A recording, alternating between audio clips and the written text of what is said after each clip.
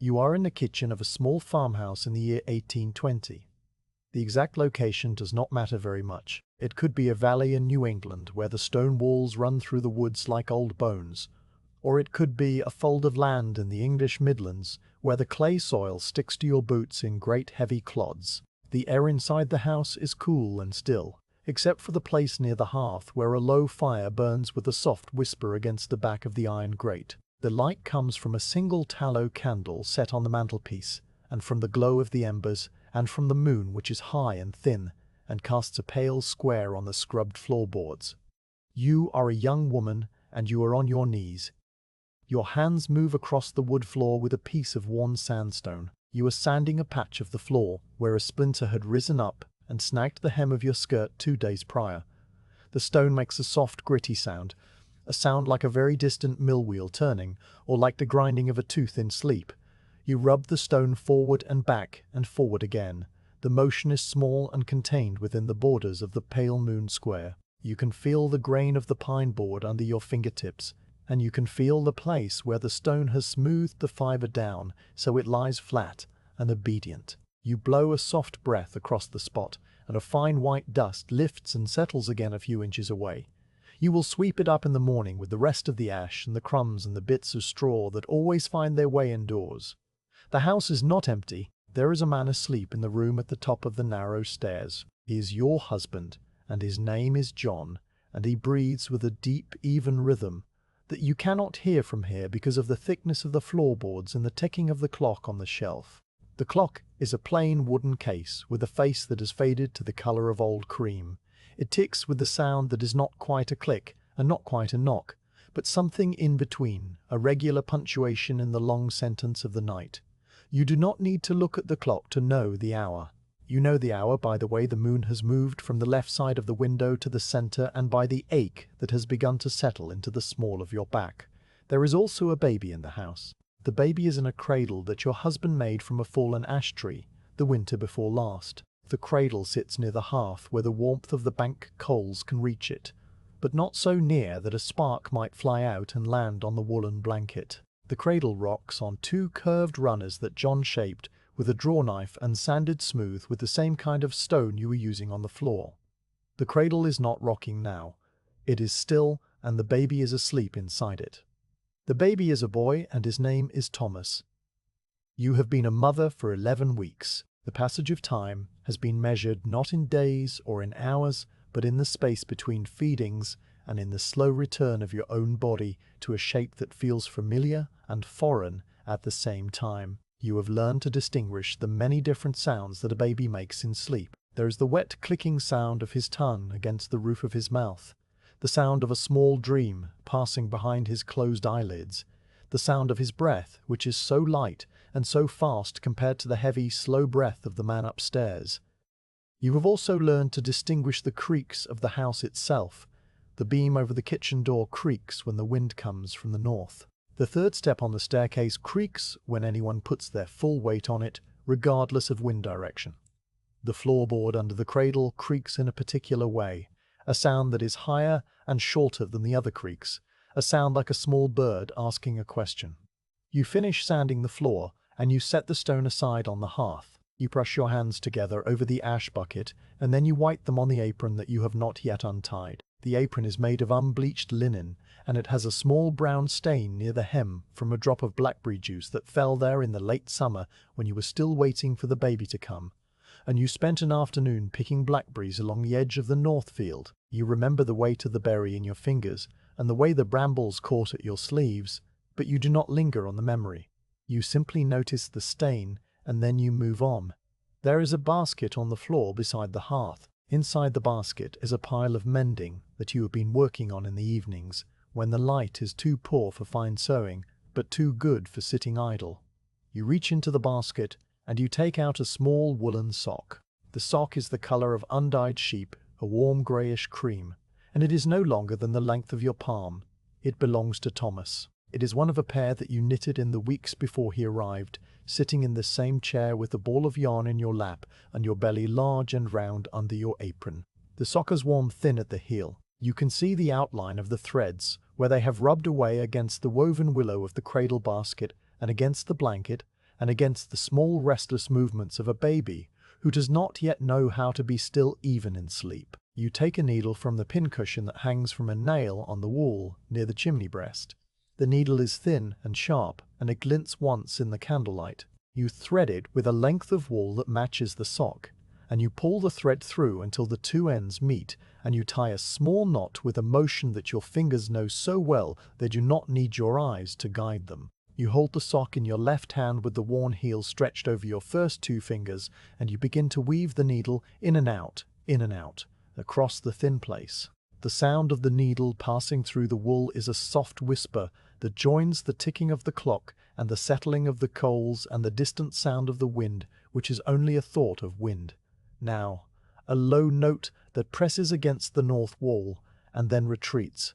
You work for a long time. You do not know how long, because the clock has no chime and you do not look up to see the position of the moon. You work until the thin place on the heel is no longer thin, until the new wool has filled the gap and blended with the old wool so that you cannot tell where the old ends and the new begins. You tie a small knot, and you bite the thread with your teeth, and you tuck the needle back into the pincushion.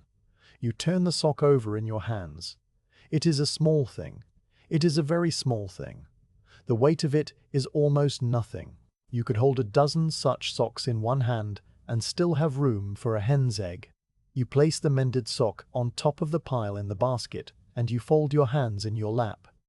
The cradle begins to move. You did not touch it, and the baby did not wake, but the house is old and the floors are not entirely level, and the runners of the cradle are curved, and so sometimes the cradle rocks all on its own. It is a very small motion. It is the motion of a leaf settling on still water. The cradle tips one way, and then it tips back the other way, and then it tips the first way again with less force, and then it is still. The sound of the rockers on the floorboard is the same small bird question sound that you have heard 100 times and will hear 1,000 more before the winter is over. You stand up from the chair. Your knees make a small popping sound like the sound of a green twig breaking under a light foot. You walk across the kitchen to the cradle. The floor is cold through the soles of your wool stockings. You can feel the grain of the boards, the slight rise and fall of the wood that has been walked on for 40 years by people who came before you. You stop at the edge of the cradle and you look down. The candlelight does not reach this far. Only the ember glow and the moonlight touch the baby's face. He is sleeping with his small fists curled near his ears and his lips slightly parted. His eyelids are the color of a blue vein seen through thin skin. They do not flutter. He is deep in a sleep that is full of nothing but the body's own slow work of growing. You reach down and you touch the edge of the woolen blanket. The blanket was woven by your mother on a loom that stood in a house that is now empty. The wool came from sheep that grazed on a hill that you can see from your own north window if you stand on a stool and lean to the left. The blanket is warm, and it smells faintly of lanolin and wood smoke. You pull the blanket up so that it covers the baby's shoulders, but not his face. Your fingers brush against his cheek. His skin is warmer than the blanket, and softer than the wool you just mended. You let your hand rest there for a moment, not moving, feeling the small bellows of his breath moving in and out, at a pace that is entirely his own. The sound of the cradle comes again. It is not rocking now. The sound you hear is only the memory of the sound, the way that a bell continues to hum in the air long after the clapper has fallen still. You are standing in the kitchen of a small farmhouse in the year 1820, and you are listening to the sound of a cradle that is not moving, and the sound of a clock that is, and the sound of your own heart which has slowed to match the rhythm of the sleeping house. The moon has moved past the center of the window and is now beginning its slow slide toward the western sill. The floorboard near the hearth creaks once, a question asks to an empty room, and then it is quiet again. You go back to your chair. You do not pick up the mending again because your eyes are tired and the candle has burned down to a stub and the flame is beginning to waver in a way that makes the shadows jump and dance. You sit with your hands in your lap and you look at the cradle and you listen. The house breathes around you. It breathes through the gaps in the window sashes and through the chimney and through the crack under the door. It breathes with a sound that is so low and so steady that you would not notice it at all if you were not sitting so still and so quiet in the deep middle of the night.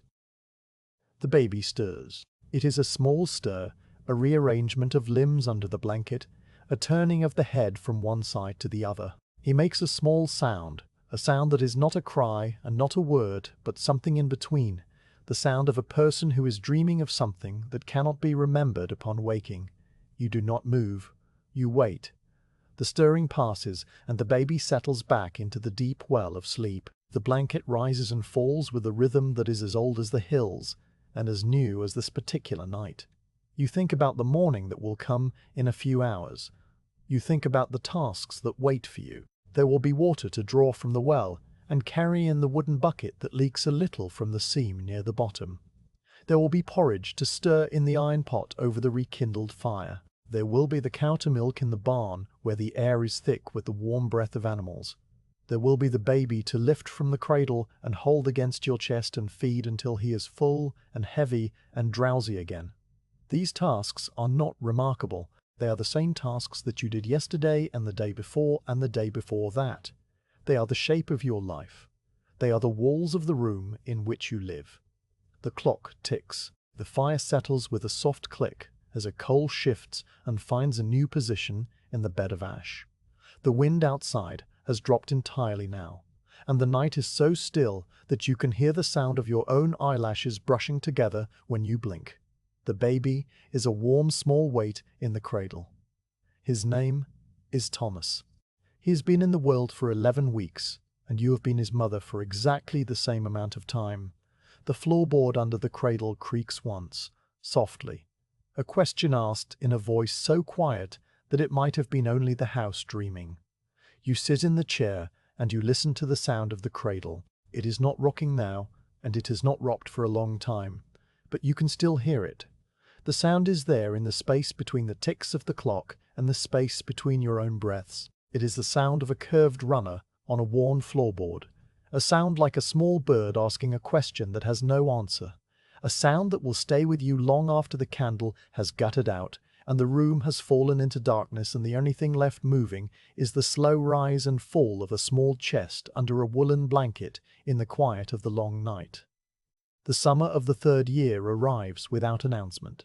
It arrives in the way that summers have always arrived in this valley, with a slow lengthening of the light and a gradual warming of the soil and a change in the smell of the air from the dry cold of late spring to something greener and heavier. You are still in the same farmhouse with the same floorboards and the same clock on the shelf, and the same view of the north field through the same window that has developed a small crack in the lower left pane, a crack shaped like a bent finger that does not grow or shrink but simply exists. Thomas is 3 years old now, and he sleeps in a trundle bed in the corner of the kitchen rather than in the cradle. The cradle has been moved to the room at the top of the narrow stairs because there is a second baby now, and she sleeps in the cradle in that room where the light comes through a smaller window that faces east. The second baby is a girl. Her name is Alice, and she has been in the world for 6 months. You are still a young woman, but the shape of your days has changed to accommodate the weight of 2 children instead of 1. The tasks have multiplied and the hours of sleep have shortened, and the space inside your head that used to hold only your own thoughts now holds a constant low hum of attention that is divided between the boy in the kitchen and the girl upstairs and the cow in the barn and the garden that needs weeding and the husband who comes in from the fields with his boots caked in the particular clay soil that sticks to everything it touches. This summer is warmer than the summer before. You know this not because anyone has told you or because you have read it in a ledger, but because you can feel it in the way the butter softens too quickly on the table, and the way the water in the well bucket tastes faintly of warm stone by midday. The heat settles into the house and stays there, a third presence that moves from room to room with you and makes the air thick and slow. You open the windows, but the air outside is no cooler than the air inside. The air outside smells of dry grass and the clover that has taken over the lower corner of the south pasture, and the faint sweetness of something you cannot name that blooms only in the hottest part of the year. Thomas has learned to walk, and now he runs. He runs in the yard between the house and the barn, and he runs in the kitchen where his small bare feet make a pattering sound on the boards that is different from all the other sounds in the house. You can track his movements by this sound alone. The the quick, light rhythm of a child who has not yet learned to be still. He runs to the door, and he runs back to the hearth, and he runs in circles around the leg of the table until he grows dizzy and sits down hard on the floor with a thump that shakes the dishes on the shelf. You watch him from the corner of your eye while your hands are busy with other things. You are always watching him from the corner of your eye. Alice is different. Alice is a quiet baby. She lies in the cradle, and she looks up at the ceiling with eyes that are the color of the sky just before the light fades completely, a soft grey blue that seems to be looking at something very far away. She does not cry often, and when she does cry, it is a small sound, a sound like a kitten asking for milk, a sound that you can soothe with a hand on her chest and a low hum that you do not realize you are making until you stop. She has a way of watching your face when you lean over the cradle that makes you feel as though she understands something about you that you have not yet understood yourself. This is a foolish thought, and you know it is a foolish thought. But you think it anyway in the quiet moments when the house is still, and the only sound is her breath and your breath and the ticking of the clock that you can hear even through the floorboards. The garden grows. You spend a portion of each morning in the garden with Alice in a basket placed in the shade of the bean trellis and Thomas digging in the dirt nearby with a stick he found near the woodpile. You pull weeds from between the rows of peas. The weeds are mostly chickweed and purslane and a tough wiry grass that sends roots down deep into the soil. You pull them one by one and you drop them into a pile that will be fed to the pig later. The sun is warm on the back of your neck and on your shoulders through the thin fabric of your dress. You can feel the sweat gathering in the hollow of your throat and along your hairline. The peas are coming in well this year. The pods are plump and bright green, and when you press one between your fingers, you can feel the round hardness of the peas inside. You will shell them this evening after the children are asleep, and you will put them in a pot with a little salt pork and a handful of the new potatoes that are just beginning to form under the soil. The fever arrives in the village in the middle of July. You hear about it first from your neighbor who walks over on a Tuesday morning to borrow a cup of sourdough starter.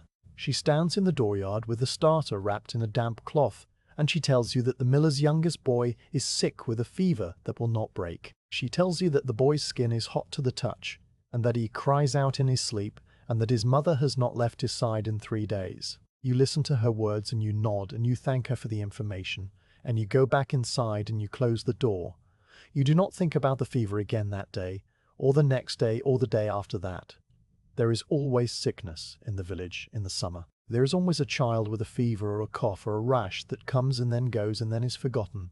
The peas are ready to harvest. You spend the better part of 2 days in the garden, pulling the pods from the vines and dropping them into a willow basket that grows heavier with each row you finish. Thomas helps you in his own way, which means that he picks a handful of pods and eats half of them raw, and drops the other half into the dirt, and then loses interest and wanders off to chase a butterfly that is too quick for him. Alice lies in her basket in the shade and watches the leaves of the bean plants move in the small breeze that comes up from the valley in the late afternoon. She does not fuss. She is a good baby, and you are grateful for her stillness, in a way that you do not have words to express. The fever reaches your house on a Thursday. You notice it first in the afternoon when you lift Alice from her basket to bring her inside for her feeding. Her skin feels warm against your hands. Not hot exactly, but warmer than it should be on a day when the air itself is only pleasantly warm, and the shade of the bean trellis has kept the basket cool. You press your lips to her forehead in the way that all mothers have pressed their lips to the foreheads of their children since the beginning of time. The skin under your lips is dry and it holds a heat that makes the fine hairs on your upper lip stand up. You carry her inside and you sit in the chair near the hearth even though there is no fire burning now, only a swept pile of cold ash. You hold her against your chest and you feel the small furnace of her body through the layers of cloth between you. You do not panic. You have never been a woman who panics. You have been a woman who continues to move through the tasks of the day, even when the ground shifts under her feet. You feed Alice, and she takes the milk slowly, with her eyes half closed. You change her linen clout, and you wrap her in a light blanket even though the day is warm.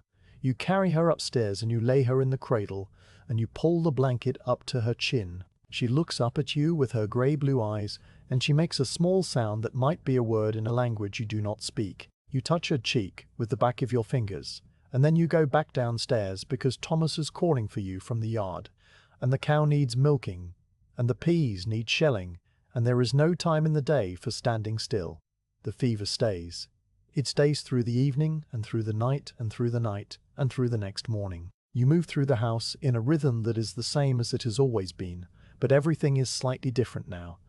You listen for Alice's breath when you pass the foot of the stairs. You pause with your hand on the doorframe and you tilt your head and you wait. The breath comes.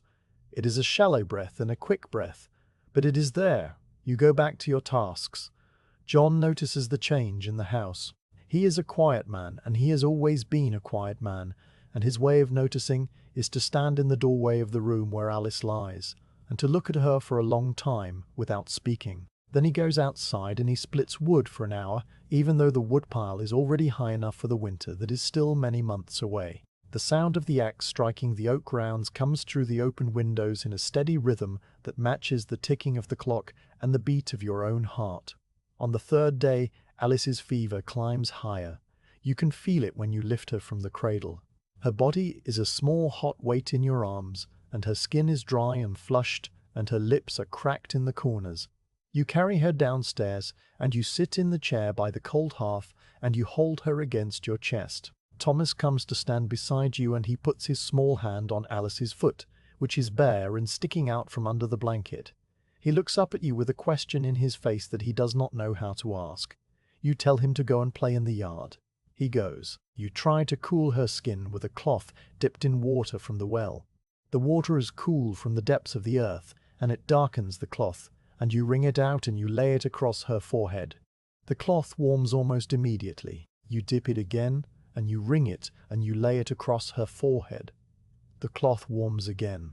You do this for a long time. The sun moves across the kitchen floor, and the square of light that falls through the window slides from the table leg to the hearthstone to the base of the wall, and then it fades entirely. The room grows dim, and you light the candle on the mantelpiece, and the flame flickers in a draught that you cannot feel.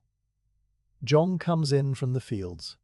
He stands in the doorway, and he looks at you, and he looks at you, and he looks at Alice, and he does not say anything. He goes to the well and he brings in a fresh bucket of water, and he sets it on the table, and then he goes outside again. You hear the axe resume its rhythm. On the fourth day, the fever breaks. You wake in the chair where you have been sleeping with Alice against your chest, and you realize that her skin is cool. Not the cool of the well water, but the ordinary cool of a living child whose body has stopped fighting against itself. She opens her eyes, and she looks at you, and she makes the small kitten sound that you have not heard in 3 days. You feel a loosening in your chest that you did not know had been tight. You feed her, and she drinks with more strength than she has shown since the fever began. You change her clout, and you wrap her in a fresh blanket, and you carry her upstairs, and you lay her in the cradle. She falls asleep almost immediately with her small fists near her ears and her lips slightly parted. You stand beside the cradle for a long time, watching the blanket rise and fall and rise again. The days that follow are ordinary days. Alice grows stronger and the color returns to her cheeks, and she begins to make sounds that are almost like laughter when Thomas dances in front of the cradle. You return to the garden, and you finish shelling the peas that have been sitting in the basket on the kitchen floor for nearly a week. Some of the peas have begun to shrivel, but most of them are still good, and you put them in the pot with the salt pork and the new potatoes, and you stir the pot over a low fire until the kitchen fills with the smell of summer preserved in fat and salt. The summer continues. The heat deepens, and then it begins to ease. The evenings grow longer, and the mornings carry a hint of the autumn that is waiting just over the hills. You notice the change in the light before you notice the change in the temperature. The light becomes thinner somehow, less golden and more silver, as though the sun is further away than it was in July. The garden produces its last beans and its last few tomatoes that never quite ripen before the vines begin to yellow. You pull the spent plants and you pile them in a corner of the garden to dry and be burned later. Alice is 3 months past her first birthday when the second fever comes. This one arrives in the autumn, when the leaves on the oak tree near the barn have turned the color of old leather, and the wind carries the smell of wood smoke from the chimney of the neighbor's house a mile away. The second fever is not like the first fever. The first fever had been a fire that burned hot and then went out. The second fever is a slow, cold thing that settles into Alice's chest and makes her breath sound like the rustle of dry leaves. You carry her downstairs, and you sit in the chair by the hearth that now holds a small fire because the nights have grown cold. You hold her, and you listen to her breathe. The sound is a wet sound and a thin sound, and it does not get better. You do the things that you know how to do. You steep willow bark in hot water, and you spoon the bitter liquid into her mouth, a drop at a time. You rub goose grease mixed with a little turpentine on her chest, and you wrap her in a flannel cloth that has been warmed by the fire. You hold her upright, so that the fluid in her lungs can settle in a way that makes it easier for her to draw air. You do these things because they are the things that can be done. You do not know if they will help. You do not think about whether they will help. You do not think about whether they will help. You simply do them because to do nothing would be to stop moving, and you are a woman who does not know how to stop moving. The days pass. The world outside the window continues in its ordinary way. The cow still needs milking, and the fire still needs feeding, and Thomas still needs to be dressed in the morning and fed and put to bed at night. You move through these tasks with a part of your mind that has been trained to move through tasks regardless of what the rest of your mind is doing. You fetch water, and you stir porridge, and you sweep the floor, and you mend a tear in the knee of Thomas's trousers. And always in the space between these tasks, you are listening for Alice's breath.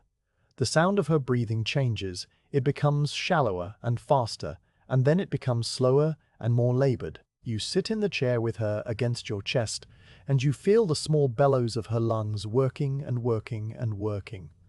John comes in from the barn, and he stands in the doorway with his hat in his hands, and he does not speak. Thomas comes to lean against your knee, and he puts his thumb in his mouth even though he is too old for that now. You do not tell him to take it out. The fire burns low. You do not get up to add more wood. The room grows dim, and the shadows gather in the corners, and the ticking of the clock seems louder than it has ever been. Alice's breath becomes something that you have to listen for very carefully. It is there in the space between the ticks. It is there, and then it is not there, and then it is there again. The gaps grow longer. You hold her, and you do not move, and you do not speak, and you do not think about anything except the sound of her breath and the weight of her in your arms and the warmth of her which is fading, now like the warmth of the fire. The last breath comes and it goes. You wait for the next breath. You wait through one tick of the clock, and then another, and then another. The room is very quiet. The fire makes a small sound as a coal settles. The wind makes a small sound as it moves past the window. Thomas breathes against your knee with a sound that is wet and childish and full of life. Alice does not breathe. You sit in the chair for a long time. You do not know how long. The fire goes out and the room grows cold and still. You sit. John takes Thomas from your knee and he carries him upstairs, and you hear the sound of his footsteps on the boards and the creak of the third step, and then the sound of a door closing. You sit in the dark with Alice against your chest, and you do not cry. You have never been a woman who cries easily. You are a woman who continues to sit in a chair in a cold room holding a child who has stopped breathing because to put her down would be to admit that the task is finished. The morning comes. The light returns to the window in the same way it has always returned. You are still in the chair. Your arms are stiff and your back aches, and your eyes feel as though they have been filled with sand. Alice is cold now. Her weight is the same, but the warmth is gone. You stand up slowly, and you carry her upstairs. The cradle is where it has always been. You lay her in the cradle and you pull the blanket up to her chin in the same way you have done 1,000 times. Her eyes are closed. Her small fists are near her ears. She looks as though she is sleeping. You go back downstairs. The house is quiet. The fire is cold. The clock is ticking. You walk to the door and you open it, and you step out into the dooryard. The air is cold and it smells of frost and wood smoke. The sun is just coming up over the east hill and the light is thin and silver.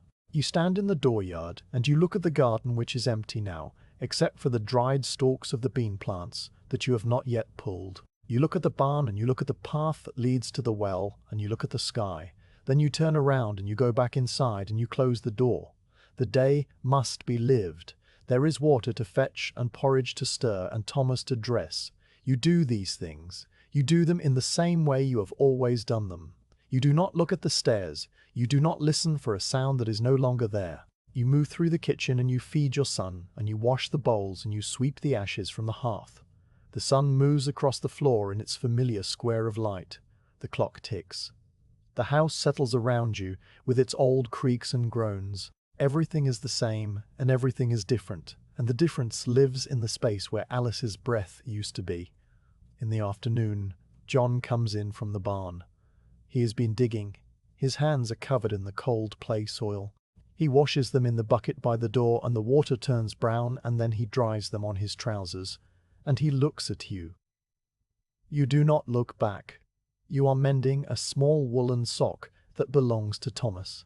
The sock is the color of undyed sheep, and it has worn thin at the heel.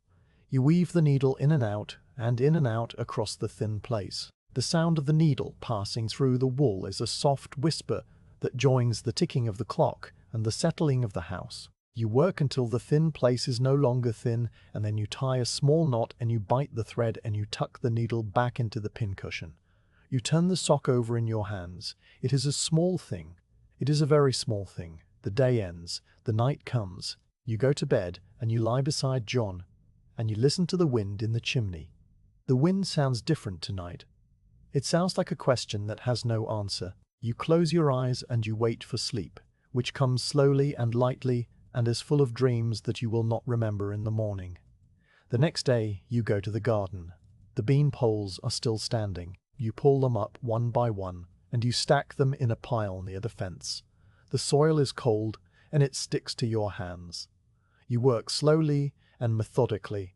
You do not think about Alice. You think about the angle of the poles and the depth of the holes and the way the dead vines cling to the wood and must be pulled away with a sharp tug. When the garden is cleared, you stand at the edge and you look at the bare earth. It is brown and smooth and empty. The crows are walking in the far field where the corn was. You watch them for a while and then you go back inside. On the shelf near the door, there is a pair of small shoes. They are made of soft leather and they are scuffed at the toes. They belonged to Alice. They will not be worn again. You do not move them. You do not look at them. They remain on the shelf where they have always been, and they gather a fine layer of dust that you do not wipe away. The house settles into its new shape. The shape is the same as the old shape, but it is lighter by the weight of one small breath and one pair of small shoes and one grey-blue gaze that looked at you as though it understood something you did not. The summer of the third year is over. The autumn has come, and it will soon be winter. The garden is empty, and the cradle is still. And the sound of the floorboard under the cradle is a question that will never be answered.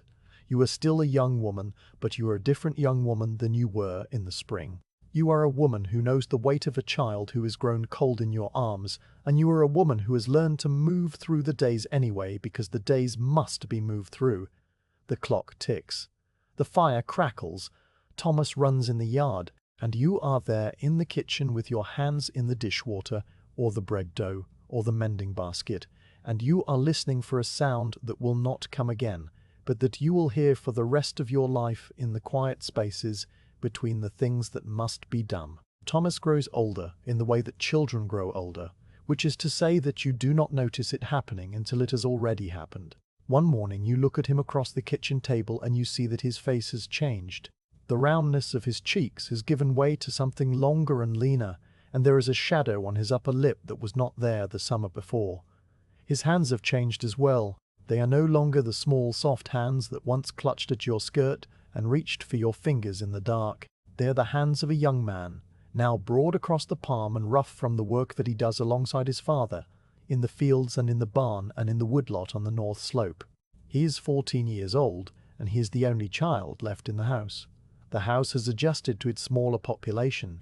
The kitchen table still seats 7 because the table was built to seat 7, and it will continue to seat 7 regardless of how many people actually sit at it. You have not moved the chairs. They remain in their places around the table, and they are pushed in neatly every morning after breakfast. The chair that Alice would have used is on the east side of the table, next to the window. The chair that belonged to the baby who came after Alice and who stayed only long enough to take a name and then leave it behind is on the north side near the hearth. You do not think about these chairs as belonging to anyone in particular. They are simply chairs. They are pieces of wood that have been shaped and joined and polished by use. They hold the same weight whether they are occupied or empty. Thomas has grown into a quiet young man. He has his father's way of standing in a doorway without speaking, and his father's way of looking at a piece of land and seeing the work that needs to be done before the work has even begun. He whistles while he works. It is not a tune that you recognize, and it is not a tune that anyone would recognize because it is not really a tune at all. It is a breathy sound that rises and falls with the motion of his body, a sound like the wind moving through a crack in the wall, a sound that you have come to associate with the presence of your son in the same way that you once associated the creak of the cradle with the presence of Alice. He whistles when he sharpens the scythe on the whetstone. He whistles when he carries water from the well. He whistles when he walks out to the west pasture to check the fence line, a task that he has taken on as his own, now that his legs are long enough to cover the distance without tiring. The west pasture is the subject of this chapter. It is a piece of land that lies beyond the barn and beyond the garden and beyond the small apple orchard that you planted in the year after Alice died. The orchard has 6 trees and they produce small tart apples that are good for drying and for sauce, but not for eating out of hand. The west pasture begins where the orchard ends. It is a long sloping piece of ground that runs down toward the creek and then rises again on the other side into a stand of mixed hardwoods that mark the boundary of your husband's land. The pasture is not large. It is perhaps 4 acres in total, and it is shaped like a bent elbow with the fence line running along the outer curve. The soil is thinner here than it is near the house. The grass grows in patches, and between the patches there is exposed stone and a low creeping plant with small yellow flowers that blooms in the early summer and then turns brown and brittle by August. The fence that encloses the west pasture is made of split cedar posts and 3 strands of wire. The posts were set by your husband in the first year of your marriage, when the land was new to you and the house was still being built, and everything you owned fit into a single wagon that had come up the valley road in the spring mud. The posts have weathered to a soft silver grey, and some of them have begun to lean in the direction of the prevailing wind. The wire is rusted in places where the galvanizing has worn away, but it still holds its tension, and it still keeps the cows from wandering into the creek or into the neighbor's hayfield. The fence requires constant attention. A post will rot at the base and need to be replaced. A strand of wire will snap in the cold of winter and need to be spliced. A branch will fall from the oak tree at the corner of the pasture and lie across the top wire and need to be removed before it pulls the whole section out of alignment. This is the nature of fences. They are not things that are built once and then forgotten. They are things that must be maintained in a slow, endless cycle of repair and replacement. Thomas walks out to the west pasture on a Tuesday morning in the early autumn of his 15th year. The morning is cool and the sky is the color of a pewter plate, and the light has that particular flat quality that comes when the sun is hidden behind a layer of high, thin cloud. You watch him go from the kitchen window. You are standing at the window with a cup of tea in your hands, and you are watching the back of your son as he walks away from the house. He is carrying a wooden mallet in his right hand and a coil of spare wire over his left shoulder. His stride is long and easy, and he is whistling the tuneless sound that you have come to know as well as your own breathing.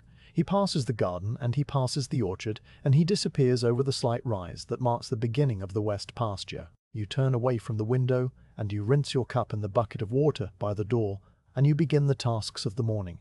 The geography of the west pasture can be described in more detail. It is necessary to describe it in detail because the west pasture will become important in the hours that follow, and because the shape of a piece of land is the shape of the life that is lived upon it. The pasture slopes downward from east to west at an angle that is gentle enough for a cow to graze comfortably, but steep enough that water runs off quickly after a rain. The soil is a mix of clay and glacial till, and it holds the tracks of every animal that has walked across it. The grass is a mix of timothy and orchard grass, and a little bit of red clover near the creek bottom. There is a large flat stone near the middle of the pasture that has been there since the glaciers retreated and left it behind like a forgotten piece of furniture. The stone is grey, and it is covered on one side with a pale green lichen that grows in concentric circles like the rings of a tree. Thomas sometimes sits on this stone to rest when the work is done, and he looks out over the valley and he whistles his tuneless whistle. The fence line runs along the western edge of the pasture, where the ground drops away more sharply toward the creek. There is a particular post near the corner that has been giving trouble for several months. The post is a cedar that was set into a pocket of thinner soil overlying a shelf of bedrock. The frost heaves the post every winter, and the summer sun dries the soil and loosens its grip, and the post leans further and further toward the creek. Thomas has been tasked with setting this post right. He will dig out the old post, and he will deepen the hole with a heavy iron bar that has been in the family since his grandfather's time. He will set a new post of green cedar that he cut himself from the woodlot the week before. He will tamp the soil back into the hole with a mallet, and he will staple the wire back into place, and he will test the tension with a gloved hand. This is the work of a morning. It is simple work, and it is repetitive work, and it is the kind of work that Thomas does well, because he has learned to do it from his father, who learned to do it from his own father, who learnt it from the land itself. The morning passes. You do not watch the clock because you are busy with your own tasks. You scrub the kitchen floor with a stiff brush made of hickory bristles, and you hang the wet linens on the line behind the house where they flap in the cool breeze, with a sound like the beating of distant wings. You feed the chickens, and you collect the eggs, which are few, now that the days are growing shorter. You mix a batch of bread dough, and you set it to rise in a warm spot near the hearth. You do not think about Thomas, except in the way that you are always thinking about Thomas, a low hum of attention that runs beneath all the other thoughts and keeps track of where he is and what he is doing and when he will return. The accident occurs in the early afternoon. You do not see it happen. You do not hear it happen. The first indication that something has changed comes when the neighbor's boy appears in the dooryard. He is a boy of about 12, with hair the color of dry straw, and a face that is pale and frightened. He is breathing hard, and he cannot speak at first, and he stands in the dooryard with his mouth open and his hands gripping the fabric of his own trousers. You come to the door, and you look at him, and you wait. You have learned to wait. You have learned to wait. You have learned that waiting is the thing that you do when the world shifts under your feet. The boy tells you that there has been an accident with the draft horse. The draft horse is a large grey Percheron that belongs to a farmer who lives 2 miles down the valley road. The horse was being led past the west pasture on its way to the blacksmith when something startled it. The boy cannot say what startled it. A bird perhaps, or a rabbit, or simply the shadow of a cloud passing over the ground. The horse shied, and it bolted, and it ran through the fence line near the corner where Thomas was working. The boy does not say anything else. He does not need to say anything else. He does not need to say anything else. You can see the rest of the story in the way he looks at the ground and in the way his hands will not stop moving. You walk to the west pasture. You do not run. You have never been a woman who runs. You walk with a steady, even pace, and you pass the garden, and you pass the orchard, and you come over the slight rise that marks the beginning of the west pasture. The scene before you is very still. The draft horse is gone, and the fence is broken, and the posts are leaning at angles that they should not lean. There are men in the pasture. You do not know where they came from or how they arrived so quickly. They are standing in a loose circle near the flat grey stone in the middle of the pasture. They are not speaking.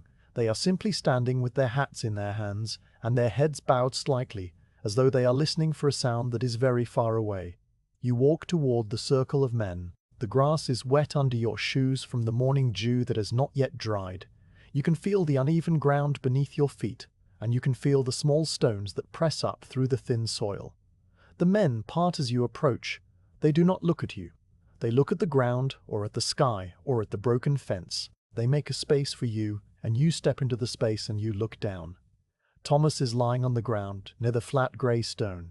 He is lying on his back with his arms at his sides and his face turned slightly toward the creek. His eyes are closed and his mouth is slightly open in the same way it was when he slept as a baby in the cradle by the hearth. The mallet is on the ground a few feet away. The coil of wire is still over his shoulder. There is a mark on his temple that is the color of a ripe plum, and there is a stillness about him that is not the stillness of sleep. It is a different stillness. It is the stillness that you have seen before in a different room and a different year and a different child. You kneel down in the wet grass. You do not touch him. You do not need to touch him to know what you already know. The men are silent. The wind moves through the grass with a sound like a long, slow exhale. A bird calls from the trees near the creek, and then it is quiet again. You stay on your knees in the grass for a long time. You do not know how long. The light begins to change, and the shadows begin to lengthen. And still you do not move. Your husband arrives. You do not hear him arrive, but you feel his presence behind you. A solid, warm weight that does not speak and does not touch you, but simply stands there and shares the silence. Someone brings a wagon. The wagon comes bumping over the uneven ground of the pasture, and it stops near the flat grey stone. The men lift Thomas with a gentleness that is careful and awkward, and they place him in the bed of the wagon on a blanket that someone has thought to bring. The wagon drives away toward the house.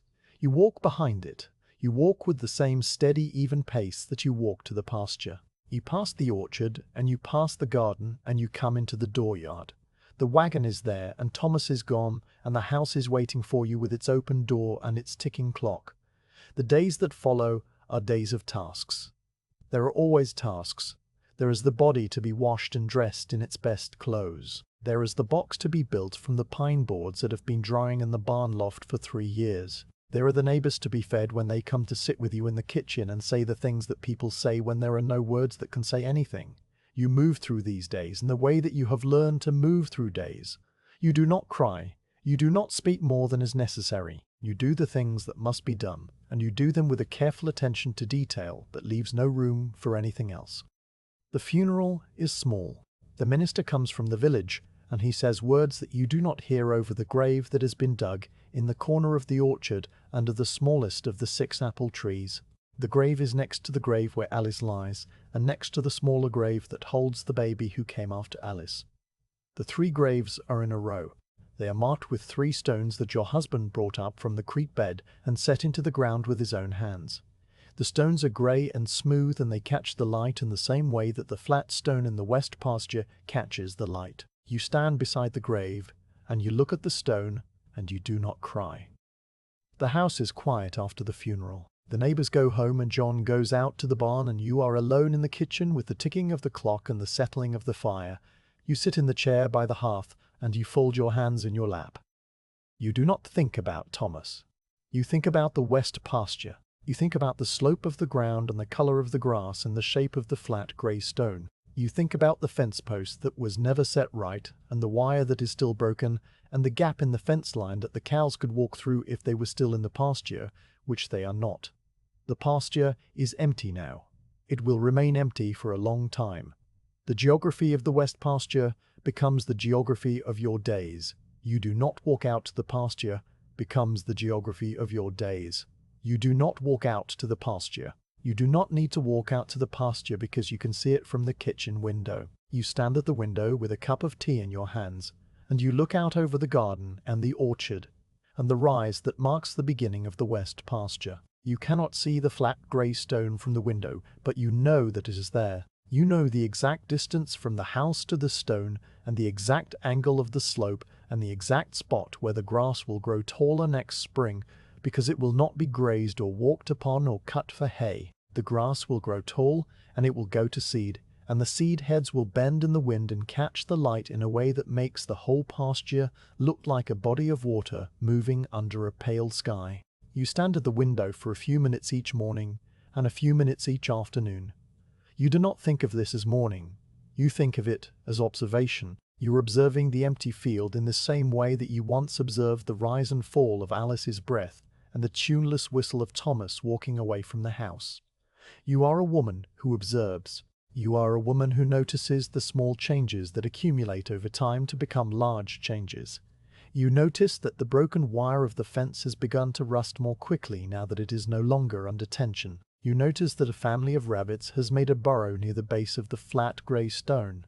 You notice that the light falls differently on the pasture in the autumn than it did in the summer, because the sun is lower in the sky and the shadows are longer, and everything is tinged with a golden quality that will soon fade to grey. The winter comes, and the pasture disappears under a blanket of snow. You cannot see the grass or the stone or the rabbit burrow. You can only see the smooth white surface of the field and the dark line of the broken fence posts rising above the snow like a row of crooked teeth. You stand at the window and you look at the snow, and you think about the weight of it pressing down on the ground. You think about the frozen soil beneath the snow and the roots of the grass waiting for spring. You think about the 3 graves in the orchard under the smallest apple tree and the way the snow covers them as well, smoothing over the shapes of the mounds until they are indistinguishable from the rest of the ground. John comes in from the barn and he stamps the snow from his boots on the stone step by the door. He hangs his coat on the peg and he comes to stand beside you at the window. He does not speak. He looks out at the west pasture and he sees the same thing you see. He sees the snow and the broken fence and the empty field. He sees the geography of a loss that cannot be mapped or measured or repaired. He stands beside you for a few minutes, and then he goes to the hearth and he adds a log to the fire, and he sits in the chair on the other side of the hearth. The two of you sit in the quiet of the kitchen, with the fire between you and the snow falling outside, and the clock ticking on the shelf. The west pasture is out there in the dark and the cold. It is empty, and it will remain empty. The grass will grow in the spring, and the rabbits will return to their burrow, and the wire will continue to rust. And you will stand at the window, and you will watch it all happen in the slow, patient way that the land watches everything happen without judgment or memory or grief. The geography of an empty field is the geography of the heart. It is a place that cannot be visited, but cannot be left. It is a shape that fits inside you and expands to fill all the spaces that were once occupied by other things. You carry the west pasture with you now. You carry it when you walk to the well, and when you stir the porridge, and when you lie in the dark beside your husband and listen to the wind in the chimney. The field is there. The flat grey stone is there. The tuneless whistle is there, in the space between the ticks of the clock. And you are there at the window, looking out at something that is no longer there, but that will never be gone. The years accumulate in the same way that dust accumulates on a high shelf, slowly and without notice, until one day you run a finger across the surface and feel the soft, thick layer of time that has settled there. You are no longer a young woman. You are a woman of middle years, and the middle years have brought with them a certain kind of stillness that is different from the stillness of youth. Your hands are still busy, and your days are still full of tasks, but there is a quality to the movement now that was not there before, a kind of economy that comes from having done the same things many thousands of times. You do not waste motion. You do not hurry. You move through the kitchen and the garden and the barn with a steady, deliberate rhythm that matches the ticking of the clock on the shelf.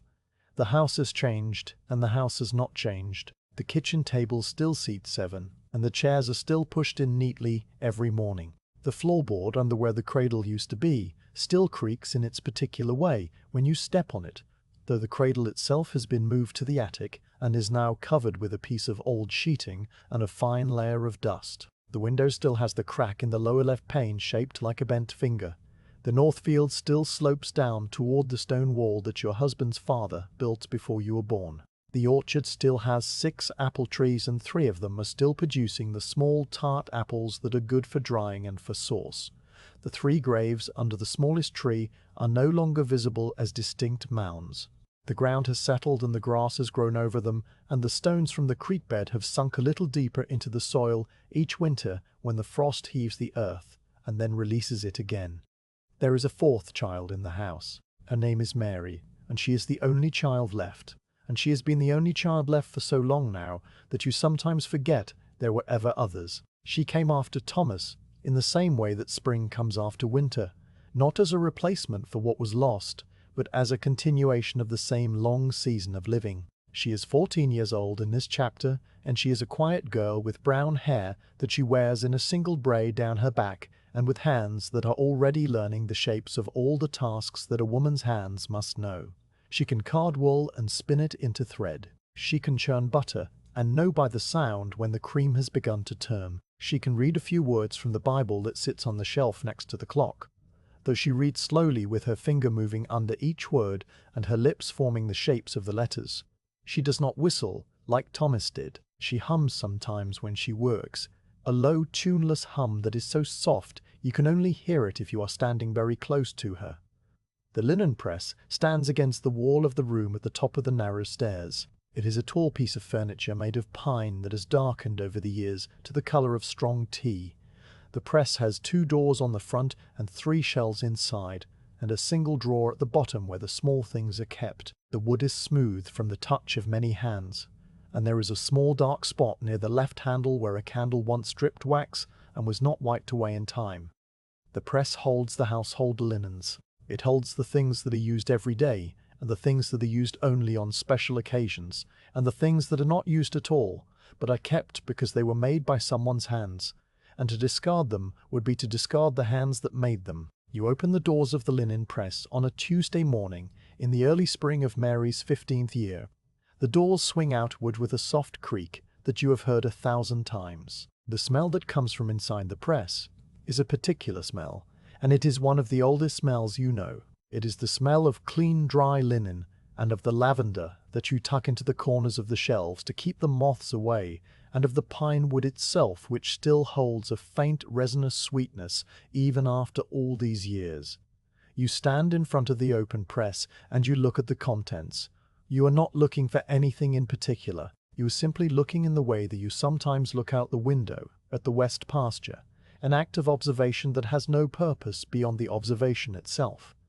The top shelf holds the everyday linens. There is a stack of dishcloths made from the coarser tow linen that you wove on the loom in the corner of the kitchen. The dishcloths are worn thin in the centers, and some of them have small holes that you have not yet mended. There is a pile of napkins that you use for the midday meal, plain squares of unbleached linen with a simple hemstitch around the edges. There are 4 aprons folded neatly, 2 for every day and 1 for company, and 1 that belonged to your mother and that you do not wear but keep because it still holds the shape of her body in the way the fabric has stretched and faded. There are 3 towels for drying hands and 2 larger towels for drying dishes. These are the things that are used and washed and used again in a cycle that never ends, as long as there are hands to be dried and dishes to be wiped. The middle shelf holds the better linens. These are the things that come out on Sundays and on holidays, and when the minister comes to visit. There is a tablecloth of bleached linen with a pattern of diamonds woven into the border. The tablecloth has a small brown stain near one corner from a spill of gravy at a Christmas dinner many years ago. You have tried to remove the stain with lye soap and with sunlight and with the juice of a lemon, but the stain remains. It has become part of the tablecloth now, in the same way that the crack in the window has become part of the window. There is a set of 6 napkins that match the tablecloth, and they are folded together with a piece of blue ribbon tied around them. There is a second tablecloth of a finer weave with a fringe along the edges that your mother made on her own loom in the house where you were born. The fringe is uneven in places where your mother's eyesight had begun to fail, but you do not trim it. The unevenness is the record of her hands. The bottom shelf holds the things that are not used. These are the linens that belong to the dead.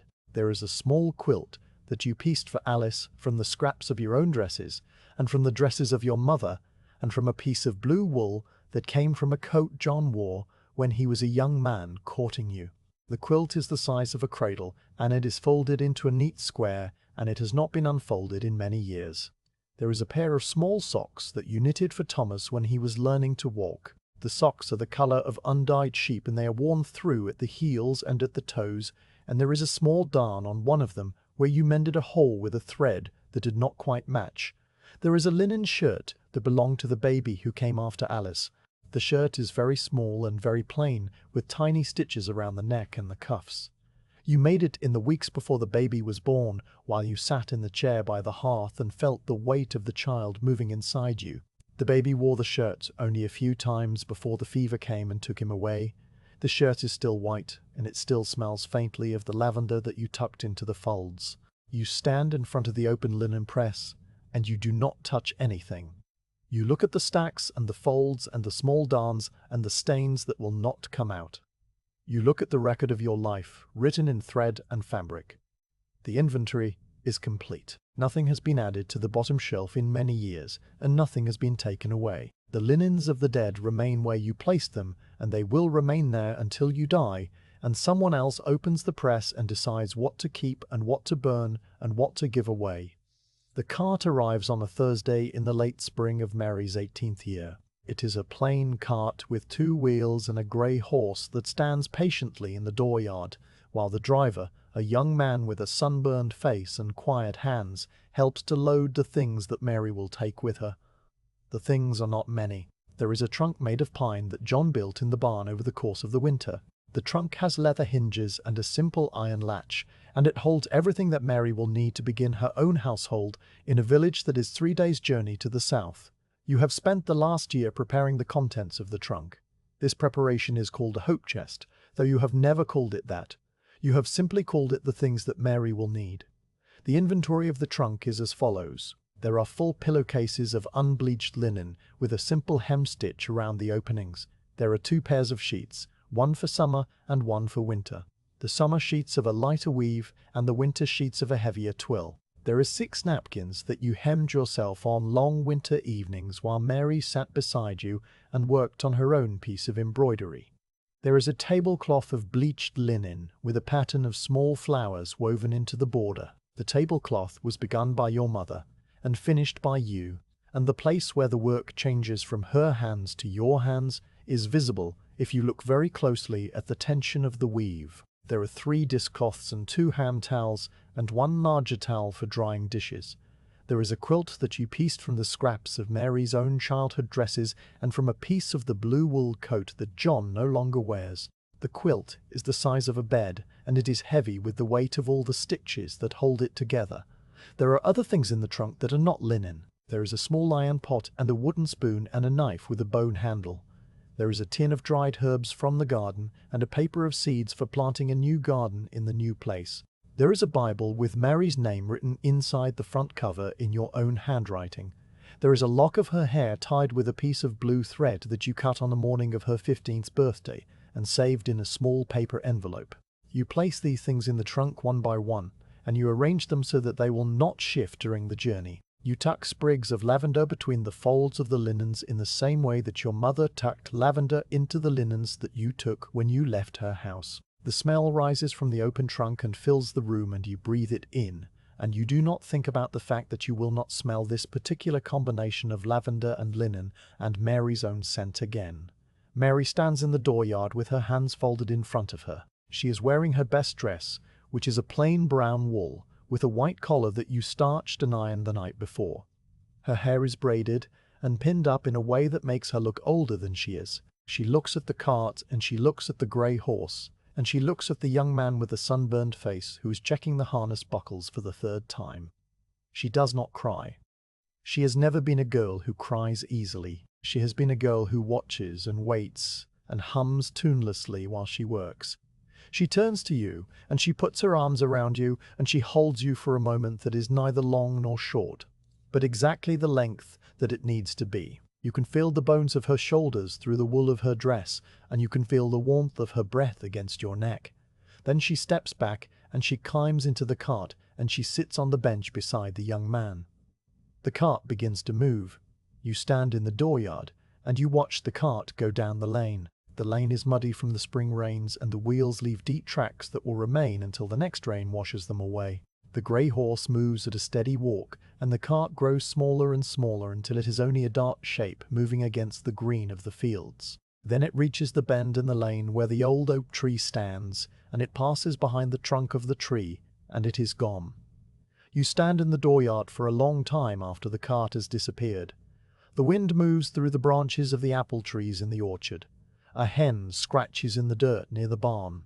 The sun is warm on your face and on your hands. You turn and you go back inside and you close the door. The letters begin to arrive after a month. They come with a traveller or with a neighbour who has been to the village to trade, and they are handed to you in the dooryard or left on the kitchen table. The letters are written on paper that is thin and grey, and they are folded into small squares and sealed with a drop of wax. Mary's handwriting is careful and round, and the letters are short. She writes that she is well. She writes that the young man with the sunburned face is named Samuel, and that he is a good man, and that he treats her kindly. She writes that the garden she planted with the seeds from the paper packet has come up well, and that the beans are flowering, and that the peas are ready to pick. She writes that she has made a friend in the village, a woman her own age who is also newly married, and who lives 2 houses down the lane. She writes that she thinks of you often, and that she hopes you are well. You read each letter several times. You read it first quickly to make sure that there is no bad news. Then you read it slowly to take in the details. Then you read it again in the evening by the light of the candle while John sits in his chair on the other side of the hearth. You do not read the letters aloud to John. You simply tell him that Mary is well and that the beans are flowering.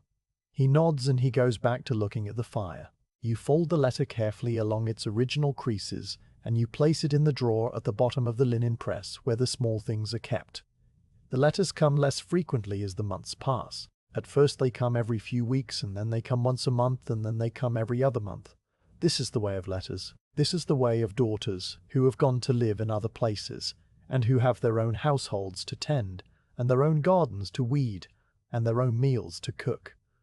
You do not worry when the letters slow. You have learned not to worry in the same way that you have learned not to cry. You simply note the passing of time and the growing space between the letters, and you continue to move through your days in the steady, deliberate rhythm that has become the shape of your life.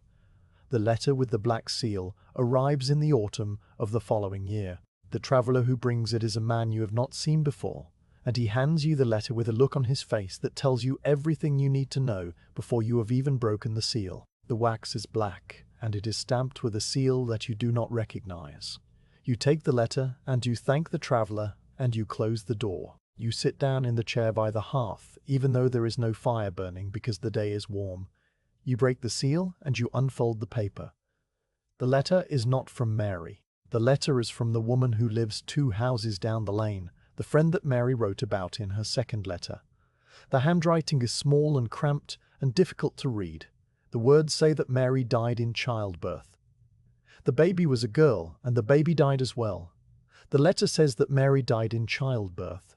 The letter says that Mary did not suffer long. The letter says that she spoke of you in her final hours, and that she asked for the quilt from her hope chest to be placed over her. The letter says that she is buried in the churchyard in the village, under a stone that Samuel paid for with the money he had been saving for a new plough.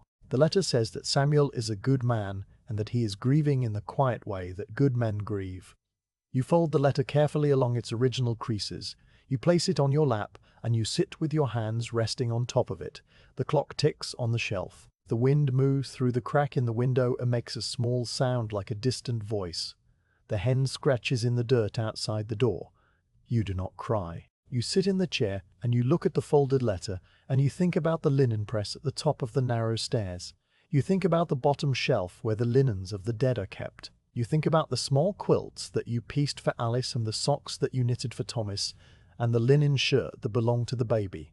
You think about the fact that there will be new things to add to the bottom shelf now.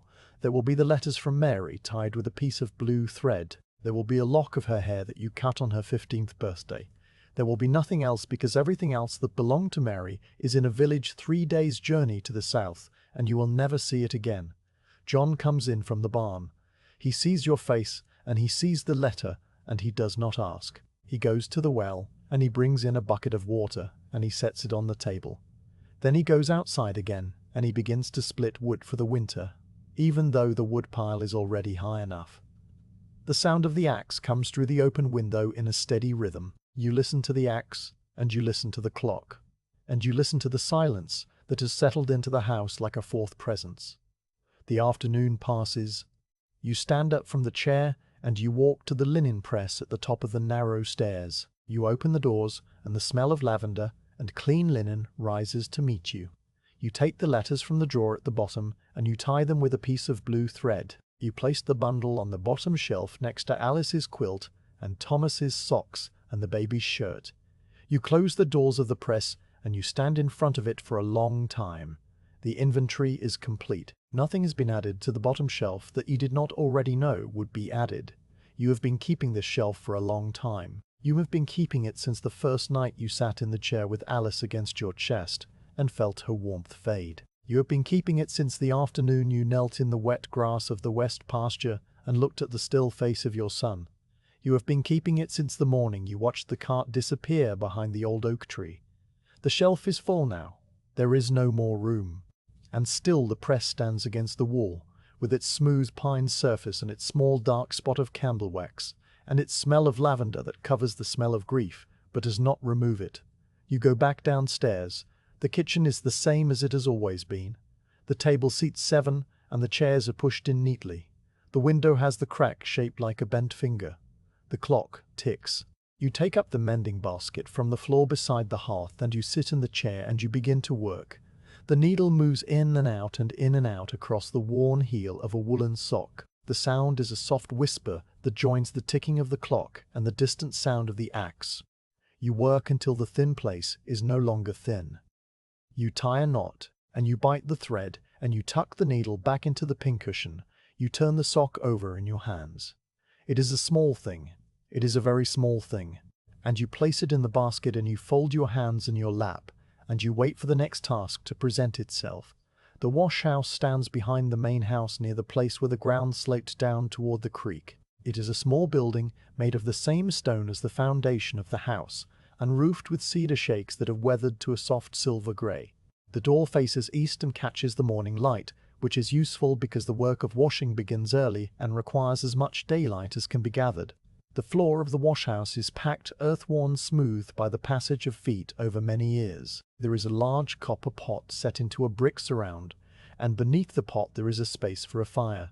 There is a wooden bench along one wall, and on the bench there are bars of brown lye soap, and a stiff brush with hickory bristles and a smooth stone for beating the cloth. There are wooden buckets for carrying water, and there is a long pole with a hook on the end for lifting the hot linens from the copper pot. The washhouse smells of soap and wood smoke and the faint mineral scent of the creek water that is carried up the slope in buckets every Monday morning. The process of doing laundry in the year 1840-something is not a simple process. It is a process that takes the better part of a day and requires a quantity of water that must be lifted and carried and heated and lifted again. The water comes from the creek that runs along the bottom of the west pasture beyond the broken fence and the flat grey stone. The creek is not large. It is a modest stream that rises from a spring in the hills to the north and flows down through the valley and eventually joins a larger river many miles to the south. The water is clear and cold even in summer because it comes from deep underground where the sun does not reach. It has a taste that is faintly sweet from the limestone through which it passes, and it leaves a thin white film on the inside of the buckets if they are not scrubbed regularly. You begin the washing day by walking to the creek with 2 wooden buckets hanging from a yoke across your shoulders. The path is the same path you have walked for more than 20 years, and your feet know every stone and every root and every place where the ground is soft after rain. You walk down past the garden and past the orchard and over the slight rise that marks the beginning of the west pasture. You do not look at the flat grey stone as you pass. You have learned not to look at certain things in the same way that you have learned not to cry. You simply note the presence of the stone in the corner of your vision and you continue walking. The creek is low this time of year. The summer has been dry and the water runs in a narrow channel between banks of smooth grey stones.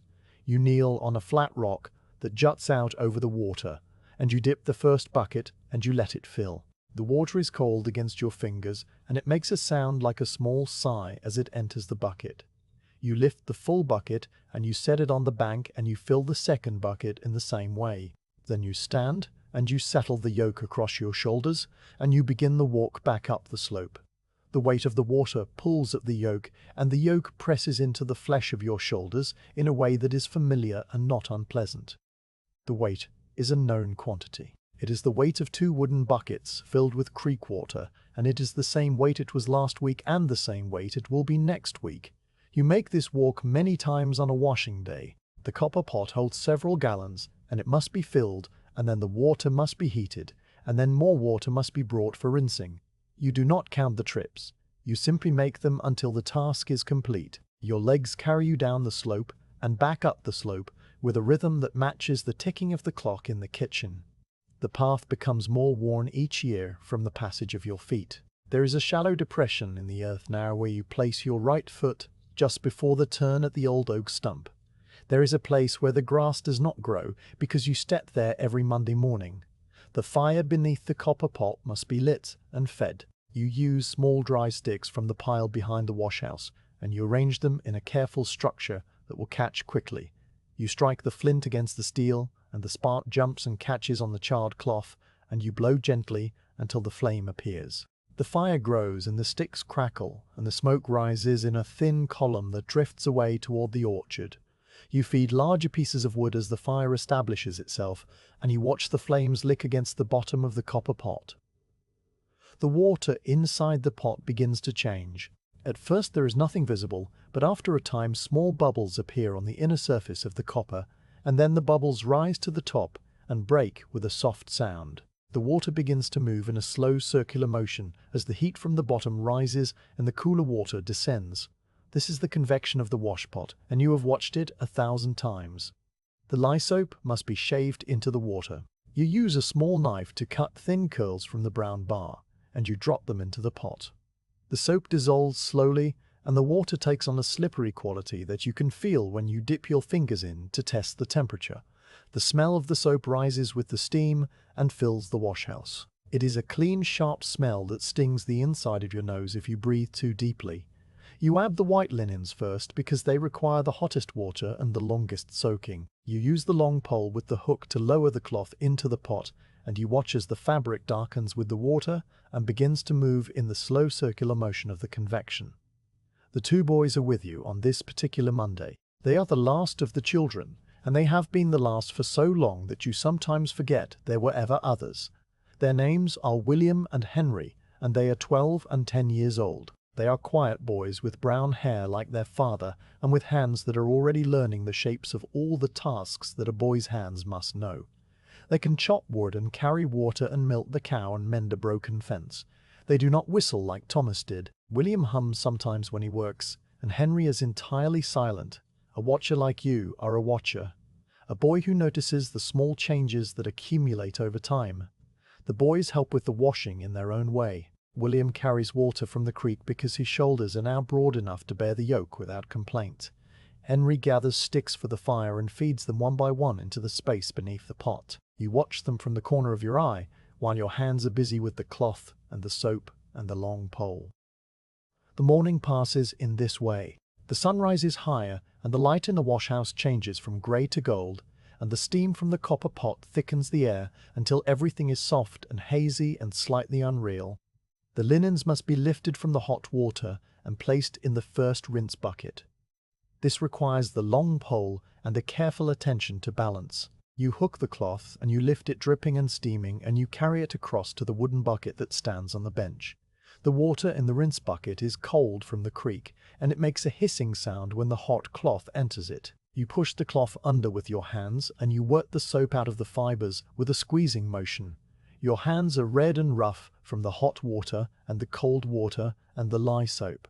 They have been red and rough on Mondays for more than 20 years. You do not notice them anymore. They are simply your hands, and they do the work that must be done. The second rinse is in another bucket, and the process repeats. Then the linens must be wrung out. This requires a particular motion that involves twisting the fabric until the water runs from it in a thin stream. Your wrists know this motion so well that they perform it without any direction from your mind. The wrung linens are placed in a basket and carried to the line behind the house, where they will be hung to dry in the sun. The sun bleaches the white cloth and the wind softens it, and by evening the linens will smell of nothing but clean air and the faint sweetness of the grass that grows beneath the line. The morning passes into afternoon. The fire beneath the copper pot is allowed to die down, and the last of the linens are rinsed and wrung and hung. You stand in the doorway of the washhouse, and you look out toward the creek. The light has changed and the shadows are longer, and the air has the particular golden quality that comes in the late afternoon of a dry summer day. William is walking back up the slope with the yoke across his shoulders and the two buckets swinging gently with each step.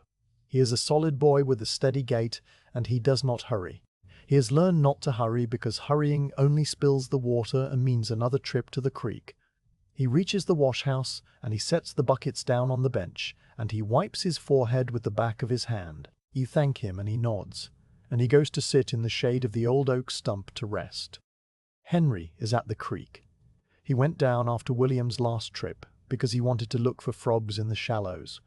He does this often. He is a boy who is interested in small things, and he will spend an hour turning over stones and watching the water skaters move across the surface of a still pool. You do not call him back. There is no hurry. The washing is finished and the afternoon stretches out in a long, slow slope toward evening.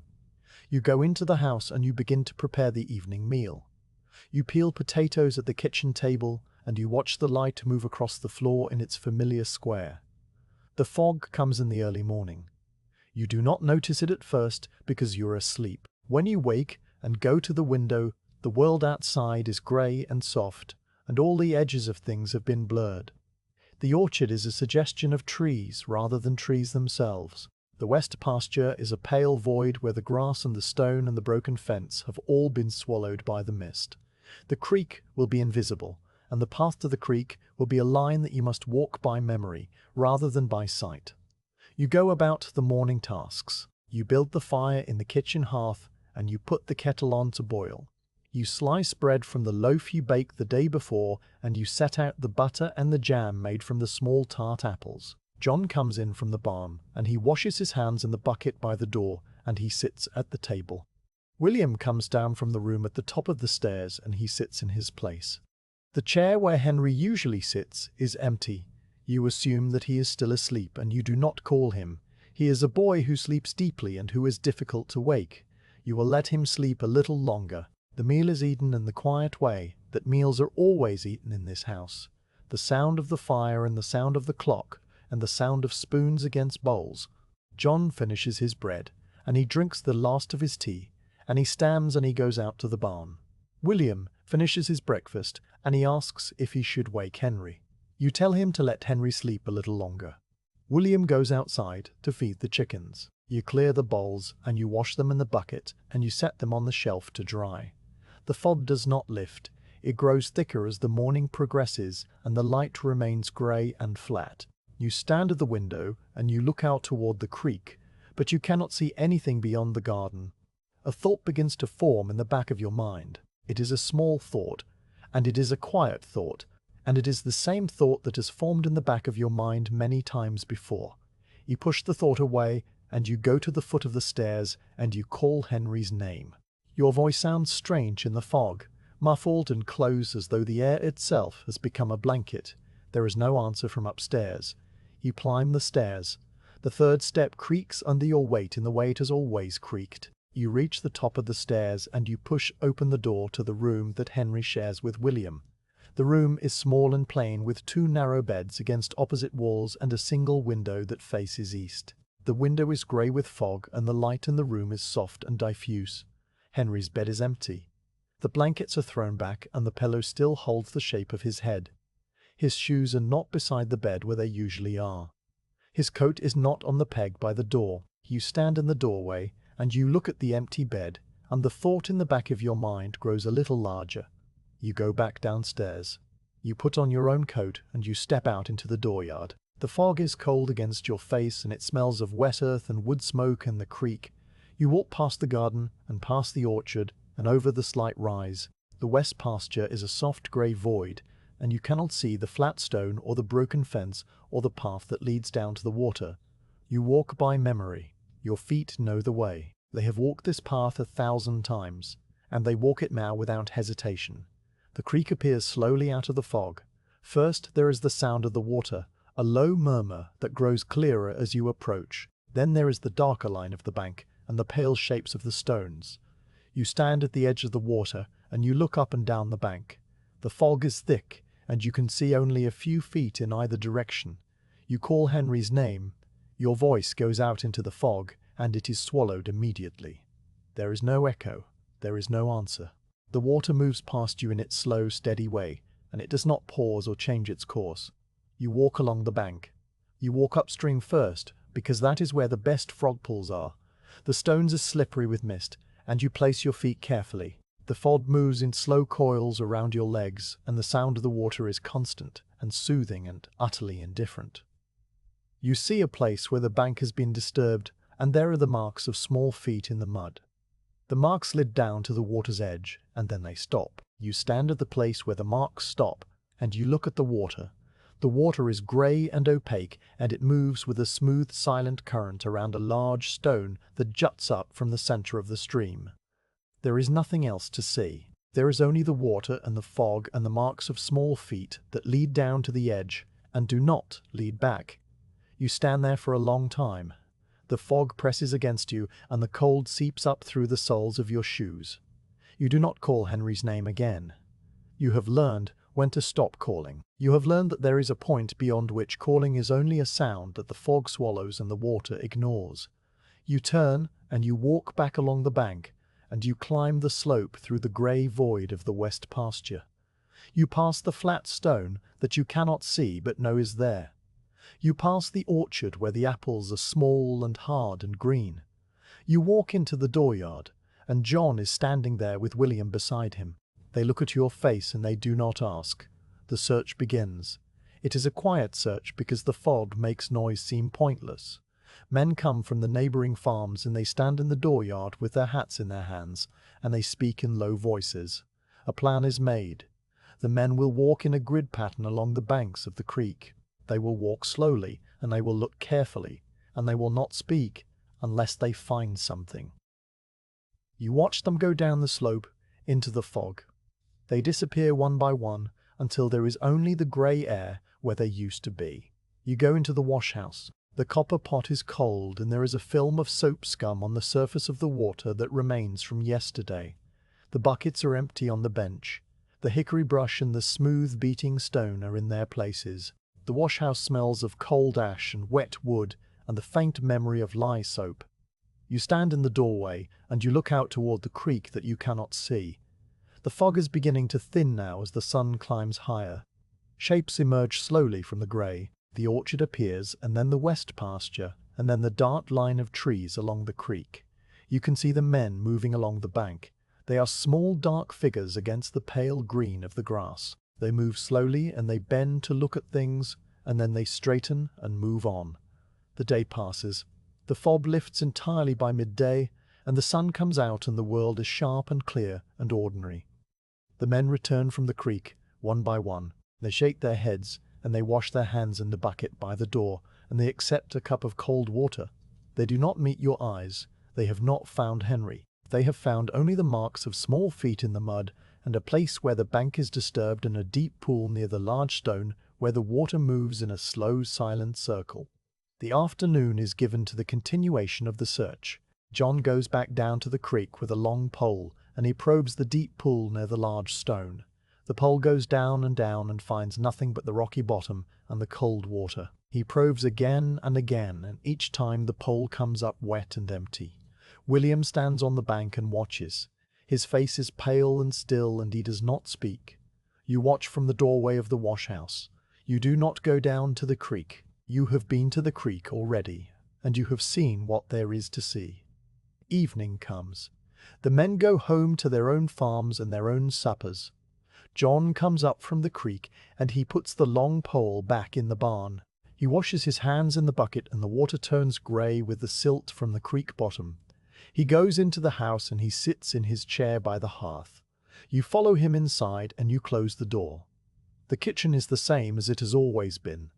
The table seats 7 and the chairs are pushed in neatly. The clock ticks. The fire crackles. Everything is the same, and everything is different, and the difference lives in the space where Henry's silence used to be. You go to the wash house. The copper pot is still cold, and the water is still grey with soap scum. You look at the pot, and you think about the work of heating water. You think about the weight of the buckets on the yoke, and the number of trips from the creek to the wash house. You think about the fire that must be lit and fed, and the lye soap that must be shaved into curls. The water in the pot has gone cold, and it will remain cold until you build a new fire. You do not build a new fire. You stand in the wash house and you look at the cold pot and you think about the weight of water. The weight of water is a known quantity. It is the weight of 2 wooden buckets filled from the creek. It is the weight of the copper pot when it is full and steaming. It is the weight of the linens when they are wet and heavy and must be lifted with the long pole. And now it is the weight of something else. It is the weight of a boy who went down to the creek in the fog and did not come back. You leave the wash house and you walk back to the house. The sky is clear now, and the first stars are appearing. The creek is a dark line at the bottom of the west pasture, and you can hear it from here if you listen carefully. It is a low murmur that will continue long after you have gone to bed, and long after you have risen again. The water does not remember. The water does not remember. The water does not grieve. It simply moves in its slow, steady way from the spring in the hills to the river many miles to the south. And you are a woman who stands in the dooryard of a small farmhouse, listening to the sound of water that has taken another thing from you and given nothing back. The barn stands on the north side of the dooryard, where the ground rises slightly toward the woodlot. It is a larger building than the house, and it is built of the same grey stone and roofed with the same cedar shakes that have weathered to silver. The barn has 2 levels. The lower level is where the cow spends the winter, and where the few remaining sheep are brought during the coldest nights, and where the draft horse that replaced the old one stands in its stall and breathes steam into the cold air. The upper level is the hayloft, and it is reached by a ladder of rough sawn planks that leans against the opening in the ceiling. The hayloft is a long narrow space under the peak of the roof, and it is filled with the smell of dried timothy and clover and the faint sweetness of the meadow where the grass was cut in July. The light in the hayloft comes from a single small window set into the eastern gable, and from the cracks between the boards of the walls where the sun finds its way in thin, bright lines. Winter has settled over the valley in the way that winter settles. Slowly at first with a few cold mornings, and then all at once with a storm that leaves the world white and silent. The snow is deep this year, and it covers the west pasture and the orchard, and the graves under the smallest apple tree. The path to the creek is visible only as a slight depression in the white surface where your feet have packed the snow down over many trips. The creek itself is frozen along the edges, and the water in the center moves dark and slow between shelves of ice. The washhouse is cold, and the copper pot is empty, and the washing has been moved indoors to a smaller pot on the kitchen hearth. The Monday trips to the creek have been replaced by the melting of snow in a bucket near the fire. The last son is named William, and he is a man now. He is 23 years old, and he has his father's quiet way of standing in doorways, and his father's broad shoulders, and his father's hands, which are rough and capable and shaped by the work they have done. He is the only child left in the house, and he's been the only child left for so long that the silence of the other chairs around the table has become a part of the furniture. He does not hum like he did when he was a boy. He is silent now in the way that a house is silent when the wind has stopped blowing. He works alongside his father in the fields in summer and in the woodlot in winter, and he does the tasks that are given to him without complaint, and without any visible sign that he remembers the brothers and sisters who came before him. The work of winter is different from the work of summer. In summer there is the constant press of growing things that must be tended and harvested and preserved. In winter there is only the maintenance of what already exists. The animals must be fed and watered. The fire must be kept burning. The snow must be cleared from the path to the barn and from the path to the well. The tools must be sharpened and mended. The harness must be oiled and the leather kept supple against the drying cold. These tasks fill the shortened days, but they do not hurry. There is no hurry in winter. There is only the slow, steady rhythm of doing what must be done and then waiting for the next thing that must be done. You spend a portion of each morning in the barn. The air inside the barn is warmer than the air outside because of the heat of the animals, but it is not warm. Your breath still makes clouds when you speak, and the water in the bucket by the door still forms a thin skin of ice overnight. The cow is a placid brown creature with large soft eyes and a rough tongue that wraps around the hay you offer her. She chews with a slow circular motion, and she watches you with a patience that seems to contain no memory and no expectation. The sheep are few, and they huddle together in the corner of their pen with their breath rising in a single collective cloud. The draft horse is a large, dark animal with feathered feet and a broad back, and he turns his head when you enter and watches you with an expression that is impossible to read. William does the heavy work in the barn. He forks the hay down from the loft, and he carries water from the well, and he mucks out the stalls with a wide wooden shovel. You watch him sometimes from the corner of your eye while you are milking the cow or checking the sheep for signs of the lambing that will come in spring. He moves with the same economy of motion that you have learned over the years. He does not waste effort. He does not pause to rest unless the task is finished. He works in a steady rhythm that matches the ticking of the clock in the kitchen and the slow fall of snow outside the barn door. The hayloft is William's domain in the winter months. He is the one who climbs the ladder each morning to throw down the flakes of hay for the animals below. He is the one who checks the roof for leaks after a heavy snow and who patches the holes with handfuls of dried grass and strips of old cloth. He is the one who sits sometimes in the loft in the late afternoon when the work is done and looks out the small eastern window at the valley below. You do not know what he thinks about when he sits there. You have never asked. You have learned that some silences are meant to be kept and that the inside of another person's mind is a country you cannot visit. The cobwebs are in the corner of the hayloft window. You noticed them one morning when you climbed the ladder to look for a piece of harness that John thought he left there.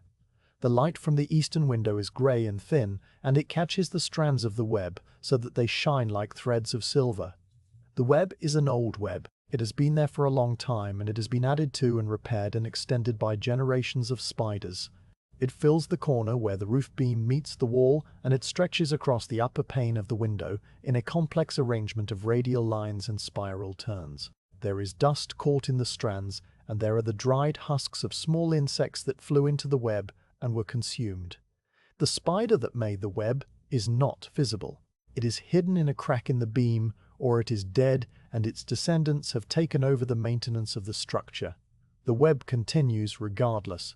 It catches the light and the dust and the passing of days, and it does not ask for anything in return. You stand in the hayloft and you look at the cobweb for a long time. The web is a thing that persists. It persists through the winter when the loft is cold and the spiders are dormant. It persists through the summer when the hay is brought in and the loft is full of the noise and dust of the harvest. It persists through the years when everything else in the house and the barn and the family has changed and diminished and disappeared.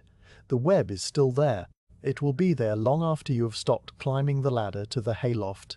It will be there when the barn is empty and the roof has begun to sag and the snow blows in through the cracks. It will catch the light in the same way, and it will hold the dust in the same way, and it will not know that anything has been lost. The winter deepens. The snow falls and melts a little and falls again. The path to the barn becomes a trench between walls of white, and you walk it twice a day with a bucket in each hand and your head bent against the wind. The cow gives less milk now, and the milk she gives is rich and yellow with cream. The sheep grow heavy with the lambs they carry, and you check them each evening with a hand pressed to their warm sides. William forks the hay down from the loft, and he breaks the ice on the water trough, and he sits in the corner of the barn sometimes in the late afternoon and looks at nothing in particular. John comes in from the woodlot with his axe over his shoulder, and his beard white with frozen breath. The three of you eat your meals in the kitchen with the fire snapping and the clock ticking, and the chairs around the table empty, except for the ones you occupy. The sleet begins on a Tuesday, in late January. It begins in the morning as a fine grey mist that freezes on the branches of the apple trees and on the stone step of the dooryard. By midday, the mist has turned to a steady fall of small hard pellets that bounce when they hit the ground and gather in the low places. The sound of the sleet on the roof is a constant whisper that is different from the sound of rain and different from the sound of snow. It is a sound that makes the inside of the house seem smaller and closer and more separate from the world outside. William needs to go to the village. There is a list of things that are needed, and the list is written on a scrap of paper in John's cramped handwriting. Salt for the meat that will be butchered when the weather turns colder still. A new file for sharpening the saw. A length of chain to replace the one that broke when they were hauling a fallen oak from the woodlot. A tin of tea and a cone of sugar and a packet of needles for the mending basket. The village is 5 miles along the valley road, and the road is narrow and winding, and in good weather the trip takes the better part of a morning. In sleet the trip will take longer. You stand in the doorway, and you watch William harness the draft horse to the wagon. The horse stands patiently while the leather straps are buckled and adjusted. Its breath comes out in great white plumes that are torn away by the wind. The sleet gathers on its dark coat and on the brim of William's hat and on the wooden seat of the wagon. William does not hurry. He checks each buckle and each strap with a careful attention that you recognize because it is the same attention you give to the mending and the washing and the inventory of the linen press. He is a young man who does things properly or not at all. You want to tell him not to go. The thought forms in your mind and it sits there like a stone in a shoe. You do not speak the thought aloud. You have learned that some things cannot be prevented by words and that the world will take what it takes regardless of what you want or what you say. You watch William climb onto the wagon seat and take up the reins. He looks at you once and he nods, and then he clicks his tongue and the horse begins to walk. The wagon moves down the lane with the sleet falling around it in a grey curtain. You watch until the wagon passes the old oak tree at the bend and disappears behind the trunk. Then you go back inside and you close the door.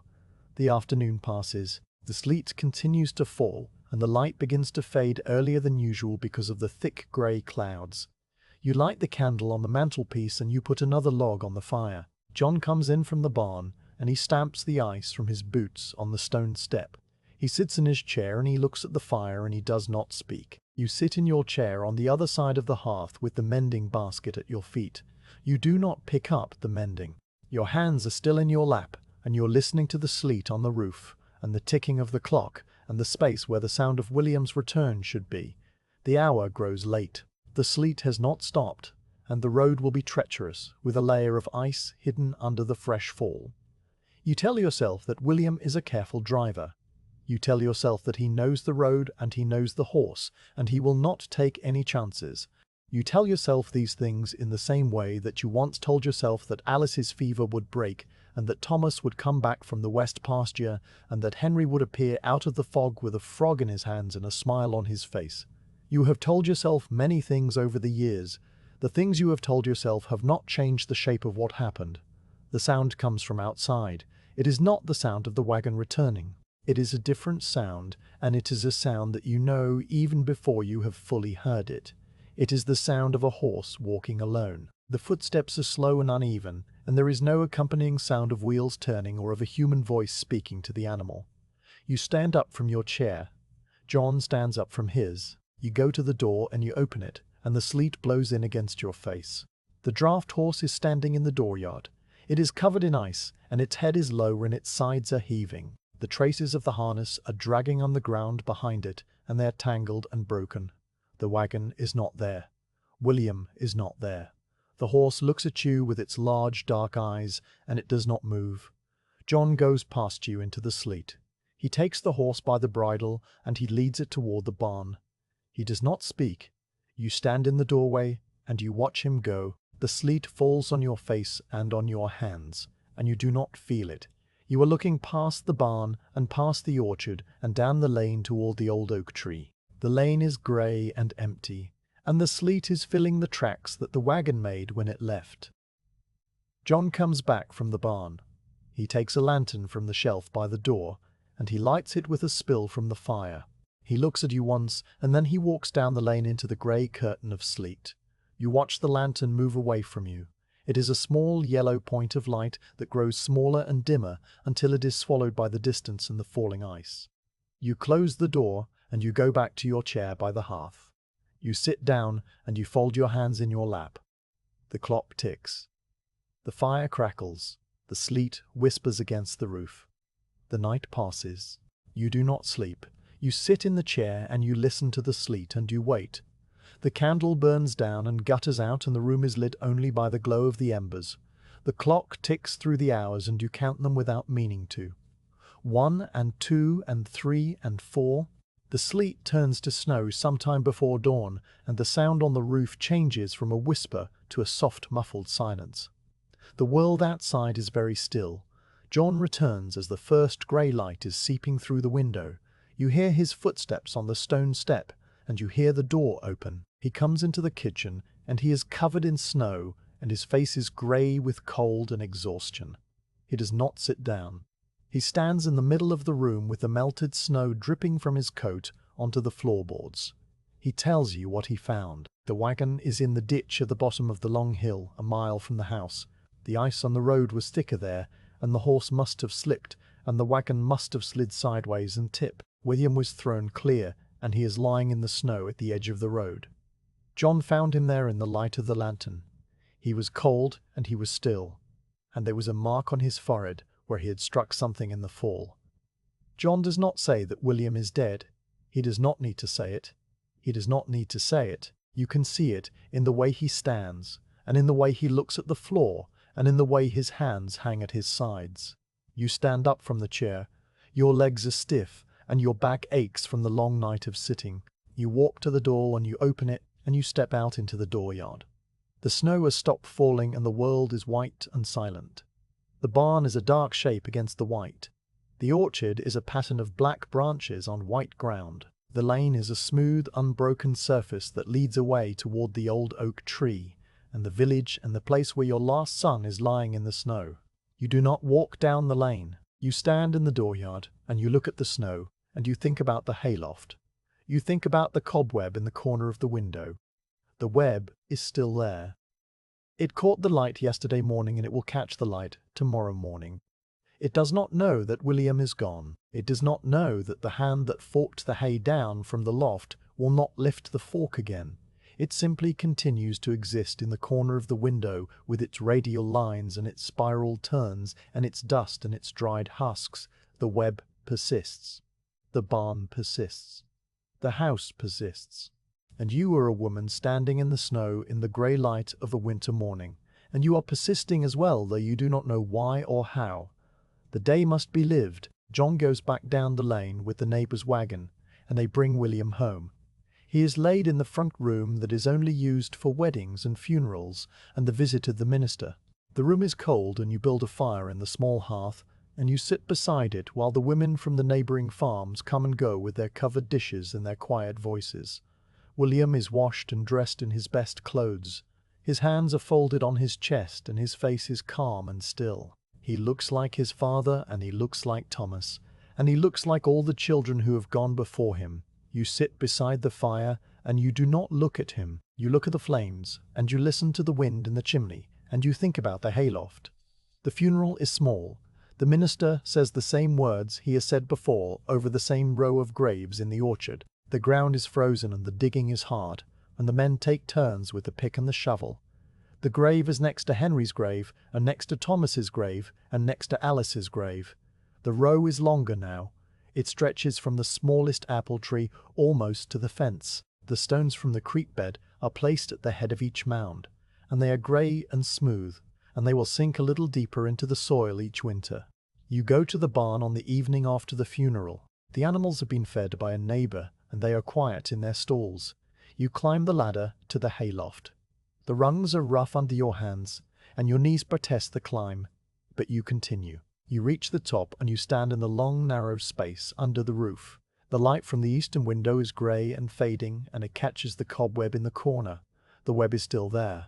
It is larger than you remember, or perhaps it is the same size, and you are seeing it more clearly. The strands are silver in the grey light, and they hold the dust of years and the husks of insects and the silence of the barn. You stand in the hayloft, and you look at the web. You do not touch it. You do not sweep it away. You simply look at it in the same way that you look at the west pasture from the kitchen window and the empty chairs around the table and the closed doors of the linen press. The web is a record of time passing. It is a structure built by small creatures who do not know that they are building a monument to their own persistence. It will remain in the corner of the window, and it will catch the light and the dust and the years. And you will remain in the house, and you will do the tasks that must be done, and you will carry the weight of all the things that have been lost. The weight does not grow lighter. You simply grow accustomed to carrying it in the same way that the beam grows accustomed to bearing the roof, and the web grows accustomed to catching the light. The kitchen table has been in this house longer than you have. It was built by John's father in the year before you were married, and it was brought into the kitchen on a day in late autumn when the leaves were falling and the air smelled of wood smoke and the first frost had not yet come.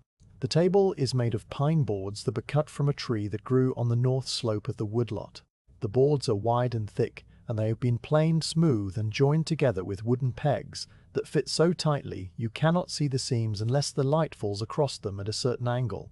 The top of the table is the colour of honey that has been left in the sun for a long time, and it is marked with the rings of cups and the scratches of knives and the pale places where flour has been worked into the grain. The legs are square and sturdy, and they are attached to the top with mortise and tenon joints that have never loosened. The table is a solid thing. It does not wobble, and it does not creak, and it has borne the weight of everything that has been placed upon it for more than 40 years. The table seats 7. This was the number that John's father chose when he built it, and the number is fixed by the dimensions of the boards and the space between the legs. A table that seats 7 is a table for a family of 7 or for a family of 6 who wish to have room for a guest or for a family of 5 who spread out their elbows at meal times. When the table was new, and you were a young woman newly married and newly arrived in this house, you thought that 7 was a good number. It was a number that left room for the children who would come. It was a number that suggested abundance and fullness and the pleasant noise of many voices speaking at once. You did not think then about the other side of 7. You did not think about the arithmetic that moves in only one direction. The chairs around the table are not all the same. There are 2 chairs with high backs and carved finials that John's mother brought from her own mother's house. There are 3 chairs with ladder backs and woven seats made of split hickory that John made himself in the winter of your first year here. There is a low stool that was used when Thomas was small and needed to reach the table, and that was kept even after he grew tall enough to sit in a proper chair. There is a bench along the wall side of the table that can seat 2 people if they sit close together. The bench was made from the same pine as the table, and it has the same honey color and the same marks of use. When all the chairs and the bench and the stool are in their places, the table is surrounded by 7 places to sit. 7 places for 7 people. This was the intention, and this was the reality for a brief span of years that you did not know was brief while you were living it. You have a habit that you do not remember forming. Every morning after breakfast, you push the chairs in neatly against the table. You do this even now when most of the chairs are not pulled out during the meal and do not need to be pushed in. You walk around the table and you place your hand on the back of each chair and you push it gently until it touches the edge of the tabletop. The 2 high-backed chairs go against the ends of the table where John sits and where you sit. The 3 ladder-back chairs go along the long side that faces the hearth. The stool goes at the corner near the window. The bench goes against the wall side, and it does not need to be pushed in because it is fixed in place. You do this every morning. You have done it for so many years that your hand knows the exact pressure required for each chair and the exact sound that each chair makes when it reaches its proper position. The arithmetic of seating is a simple arithmetic. It is the arithmetic of subtraction. 7 places at the table. 7 plates set out for the evening meal. 7 plates set out for the evening meal. 7 spoons laid beside 7 knives beside 7 forks. 7 cups filled with water or milk or weak tea. 7 napkins folded beside plates. 7 people sitting down to eat.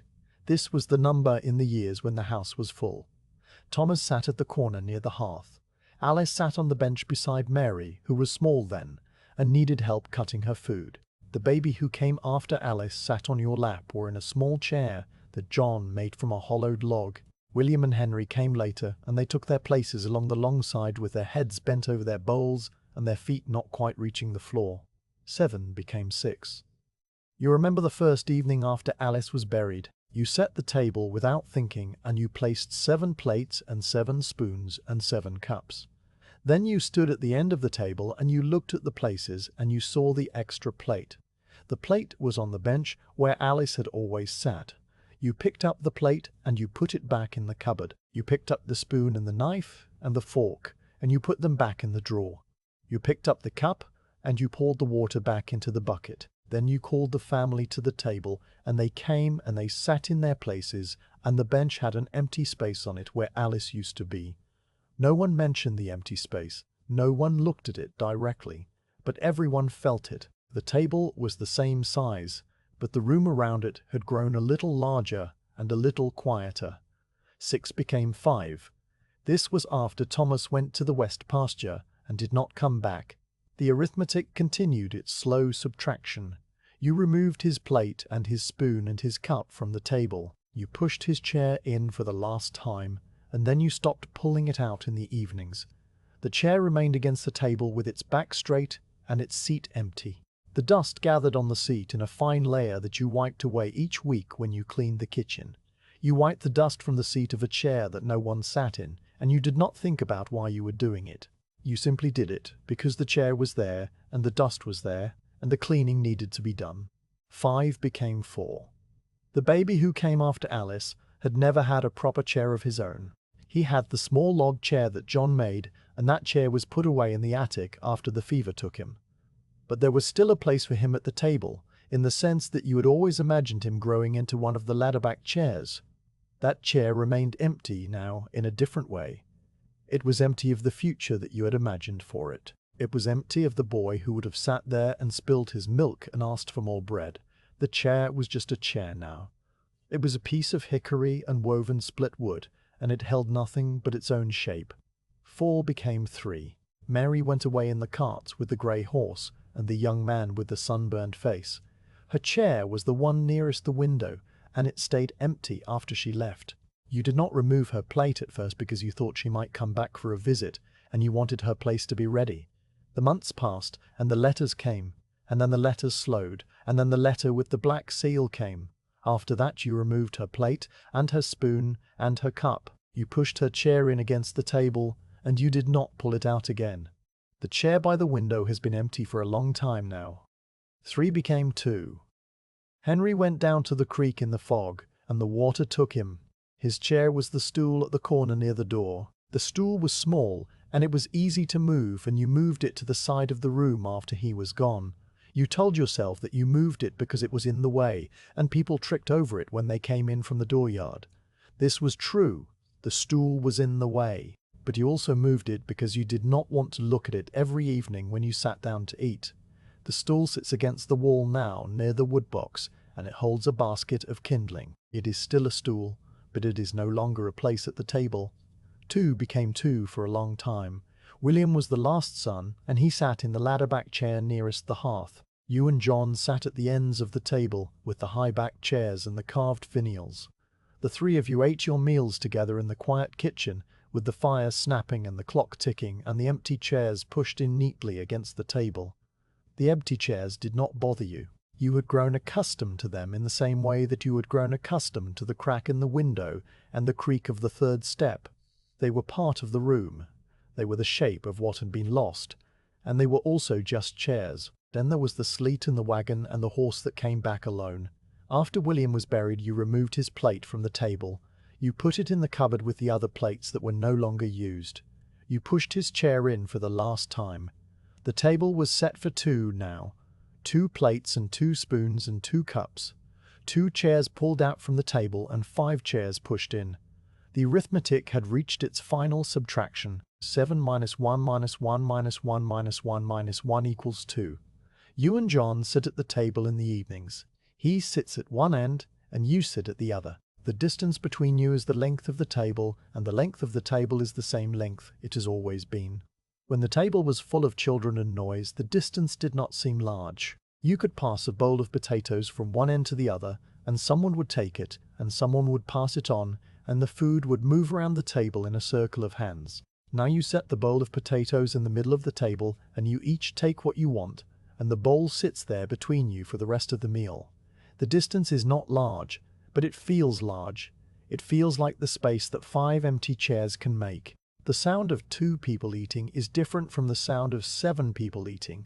7 people make a noise that is like a small river. There is the clink of spoons against bowls, and the murmur of voices, and the scrape of chairs, and the sound of bread being torn, and the sound of water being poured. It is a busy sound and a warm sound, and it fills the kitchen so that the ticking of the clock is barely audible beneath it. 2 people make a different sound. 2 spoons stirring 2 cups of tea make a small delicate sound that rises up into the quiet of the kitchen and then fades. 2 knives cutting 2 pieces of meat make a sound that is precise and separate. 2 voices speaking a few words about the weather or the cow or the state of the woodpile make a sound that does not fill the room. The room is too large for 2 voices. The room was built for 7. And it holds the memory of 7 in its walls and its floorboards and its empty chairs.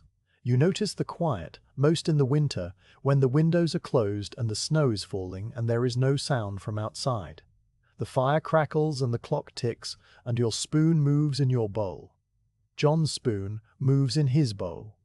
The 2 sounds are not quite synchronized. Your spoon moves at a rhythm that is your own, and John's spoon moves at a rhythm that is his.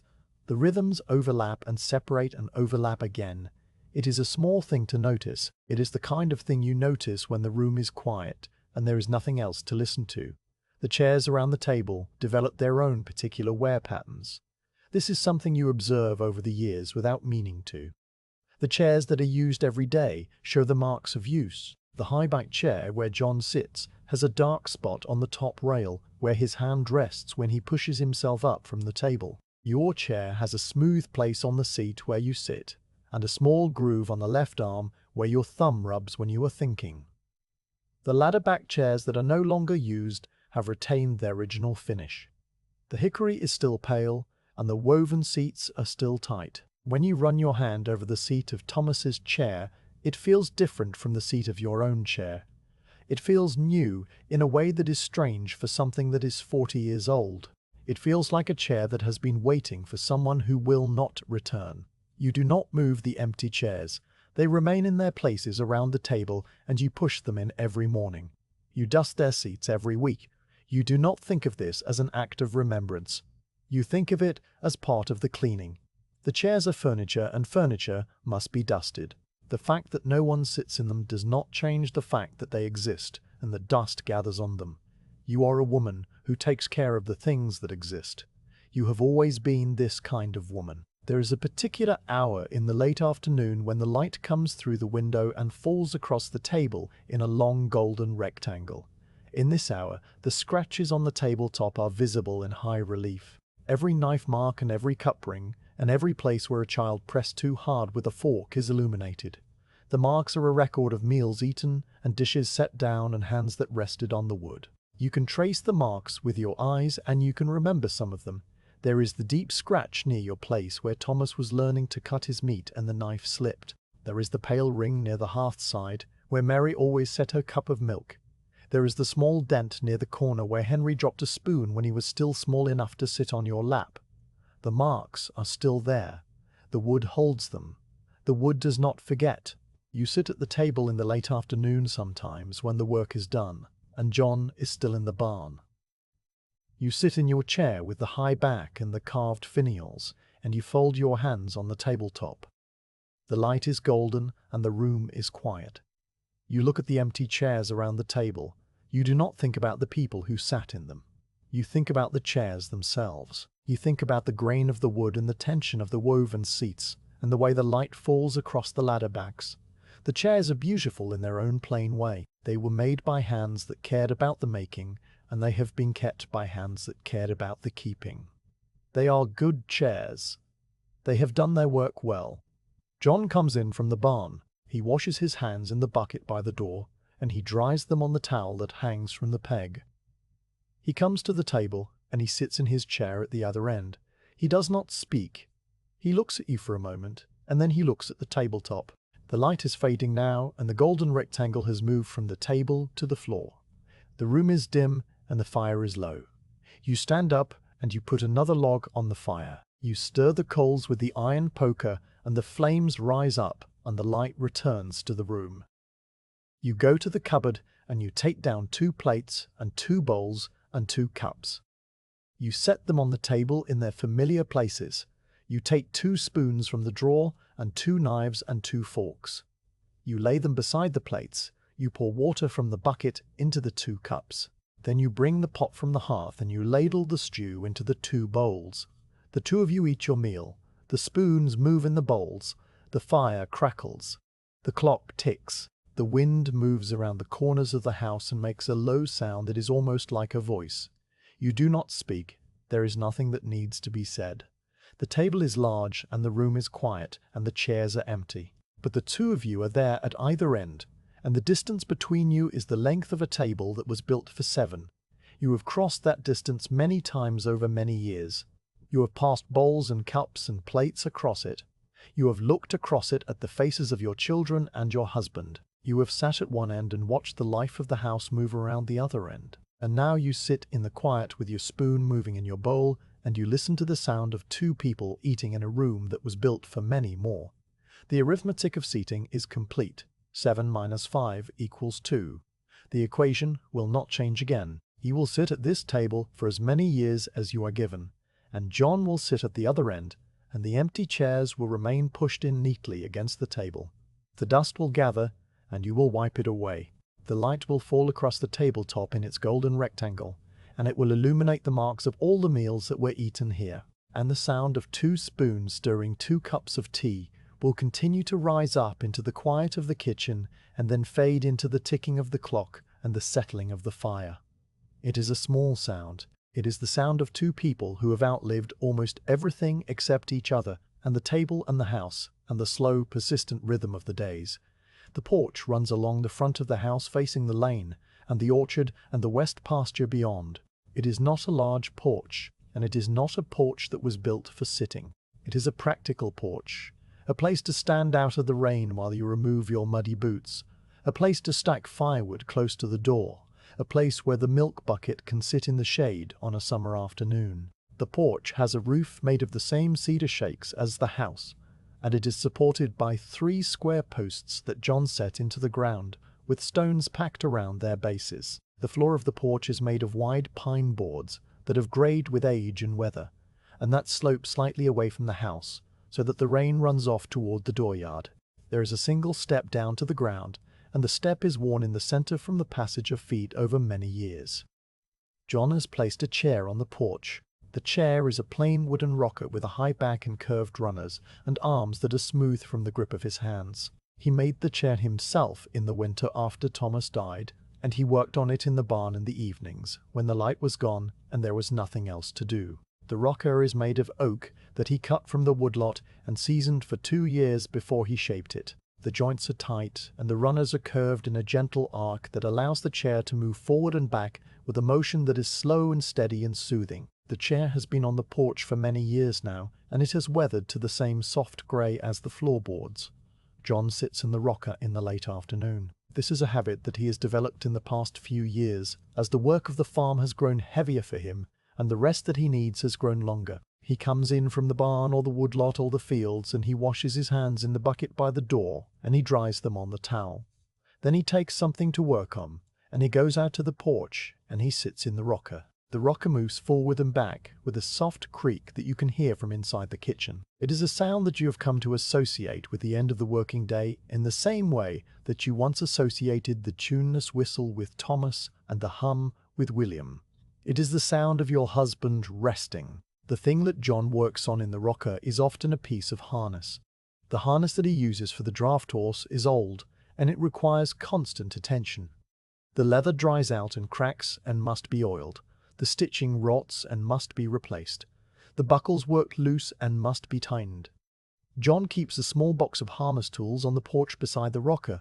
The box contains a leather awl and a ball of waxed thread and a curved needle and a tin of neat's foot oil and a few spare buckles and rings. He takes out the piece of harness that needs attention and he lays it across his knees and he begins to work. His hands move slowly, but they do not fumble. They know the leather and the thread and the awl in the same way that your hands know the mending and the washing and the inventory of the linen press. You watch him sometimes from the kitchen window. You stand at the window with a cup of tea in your hands and you look out at the porch. John is sitting in the rocker with his head bent over the harness. The light is golden and it falls across his shoulders and his hands. His hair is grey now and it is thin on the top. His shoulders are still broad, but they slope more than they used to, and there is a curve to his back that was not there 10 years ago. His hands move with the awl and the thread, and they do not pause or hurry. They work in a rhythm that matches the slow creak of the rocker and the ticking of the clock inside the house. The harness work is repetitive. John pushes the awl through the leather to make a hole, and then he passes the needle through the hole and pulls the thread tight. He does this again and again and again. The holes must be spaced evenly, and the stitches must be pulled with the same tension each time. The work requires attention but not thought. It is the kind of work that allows the mind to go somewhere else while the hands continue their familiar motion. You do not know where John's mind goes when he sits in the rocker with a harness across his knees. You have never asked. You have learned that some silences are private, and that the inside of another person's mind is a country that you can only visit if you are invited. The rocker creaks. The harness is mended. The light fades from golden to grey. John puts the harness back in the box and he closes the lid. He sits in the rocker for a while longer without working. His hands rest on the arms of the chair and his head is lifted now and he is looking out toward the lane and the orchard and the west pasture. You cannot see his face from the window, but you know the expression that is there. It is the same expression that you wear when you stand at the window and look at the empty field. It is the expression of a person who is looking at something that is no longer there. You have begun to notice a change in John's breathing. It is a small change, and it happens so gradually that you cannot say when it began. When he walks from the barn to the house, his breath comes a little harder than it used to. He stops at the porch step, and he stands for a moment with his hand on the post before he climbs up.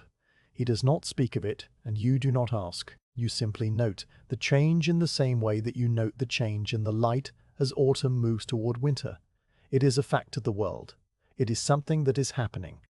The winter is hard that year. The snow comes early and it stays late, and the cold is a deep cold that settles into the stones of the house and does not leave until spring. John still goes out to the barn every morning, and he still does the work that must be done. But he is slower now. He takes longer to fork the hay down from the loft and longer to break the ice on the water trough. He rests more often, and he sits in the rocker on the porch, even when the weather is cold, and his breath makes clouds in the air. You bring him a blanket, and you lay it over his knees, and he nods without speaking. The rocker creaks on the cold porch, and the sound is different in the winter air. It is a sharper sound, and it carries further. The harness box sits on the porch through the winter. The leather is stiff with cold, and John does not work on it. He sits in the rocker with the blanket over his knees, and he looks out at the snow. The snow covers the lane and the orchard and the west pasture. It covers the graves under the smallest apple tree. It covers everything with a smooth white silence that erases the shapes of things. John looks at the snow, and you do not know what he sees. You do not know if he sees the snow, or if he sees the green grass of a summer long past when the children were still alive and the sound of their voices filled the dooryard. Spring comes slowly that year. The snow melts, and the ground turns to mud, and the creek rises with the meltwater.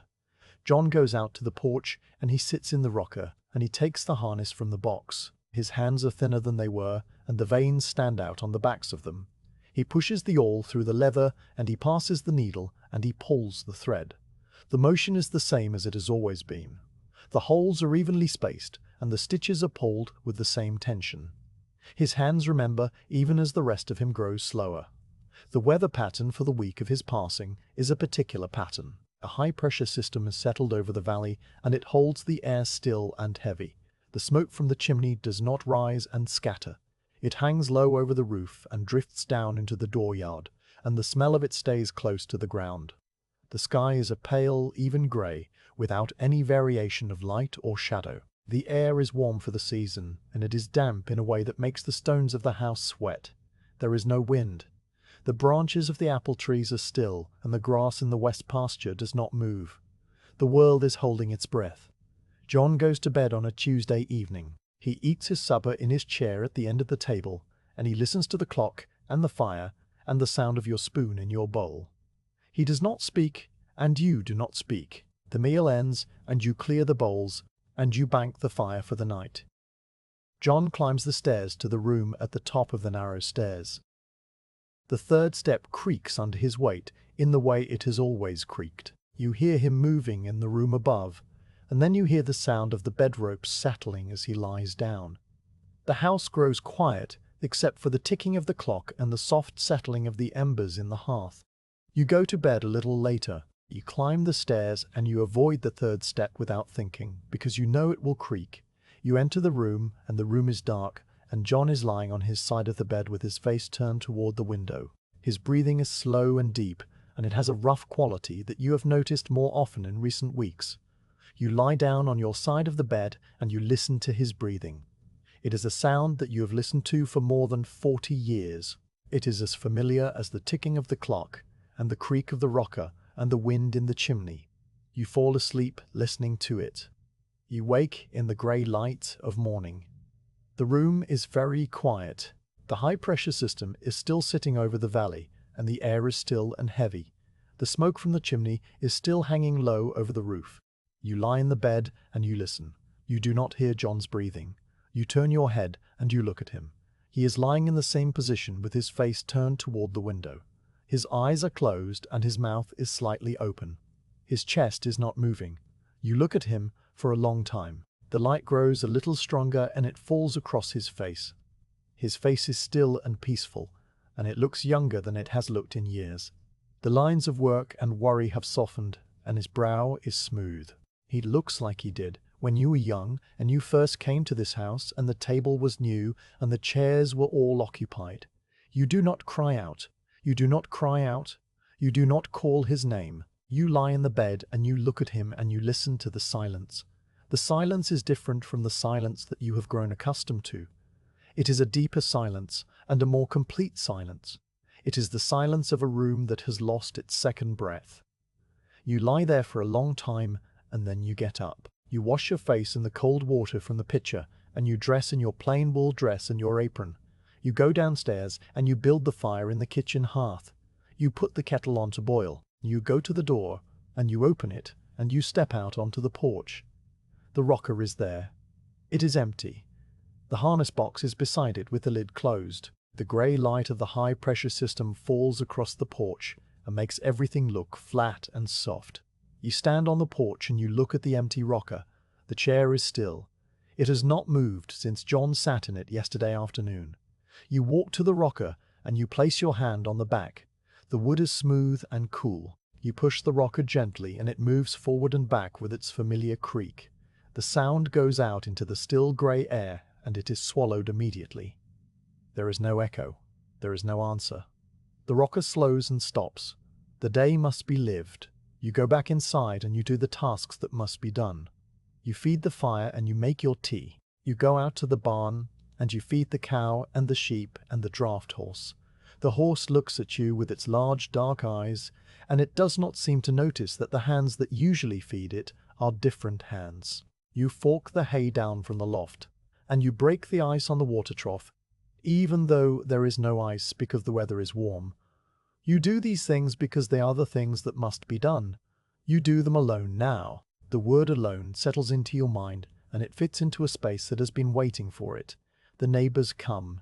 They come in the afternoon when the word has spread in the way that words spread in the country. They come with covered dishes and quiet voices, and they sit in the kitchen and they say the things that people say.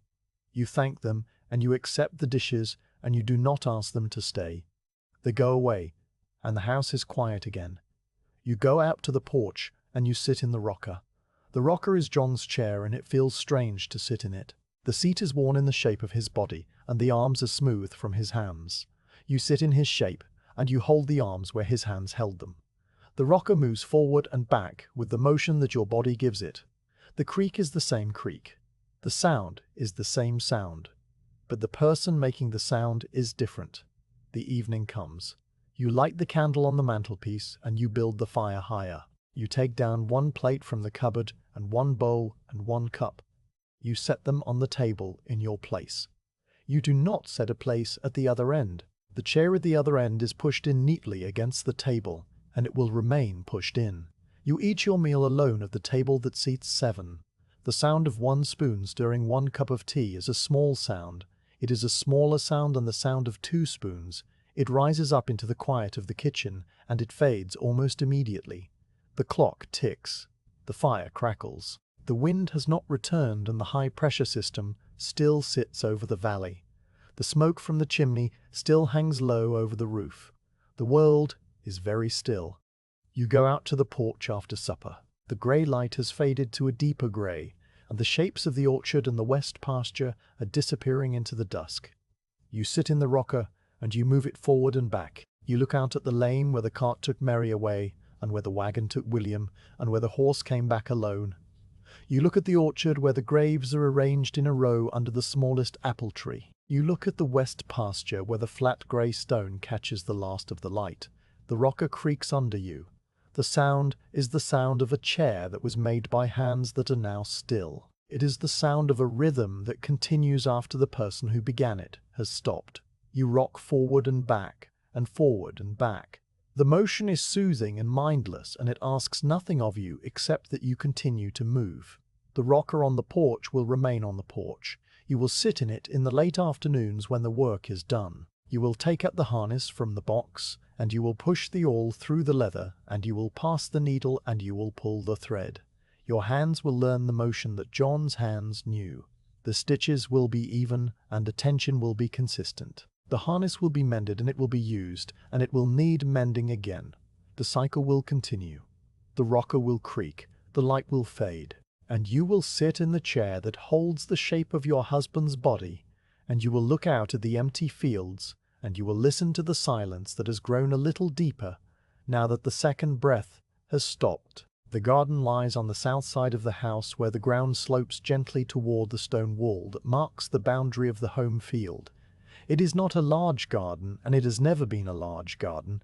It is the size that one woman can tend in the hours between the other tasks of the day, and it produces enough to feed a small household through the summer and into the autumn, with a little left over for drying and storing. The soil is a dark brown loam that has been improved over many years with the ashes from the hearth and the manure from the barn and the rotted leaves that you gather from the orchard every fall.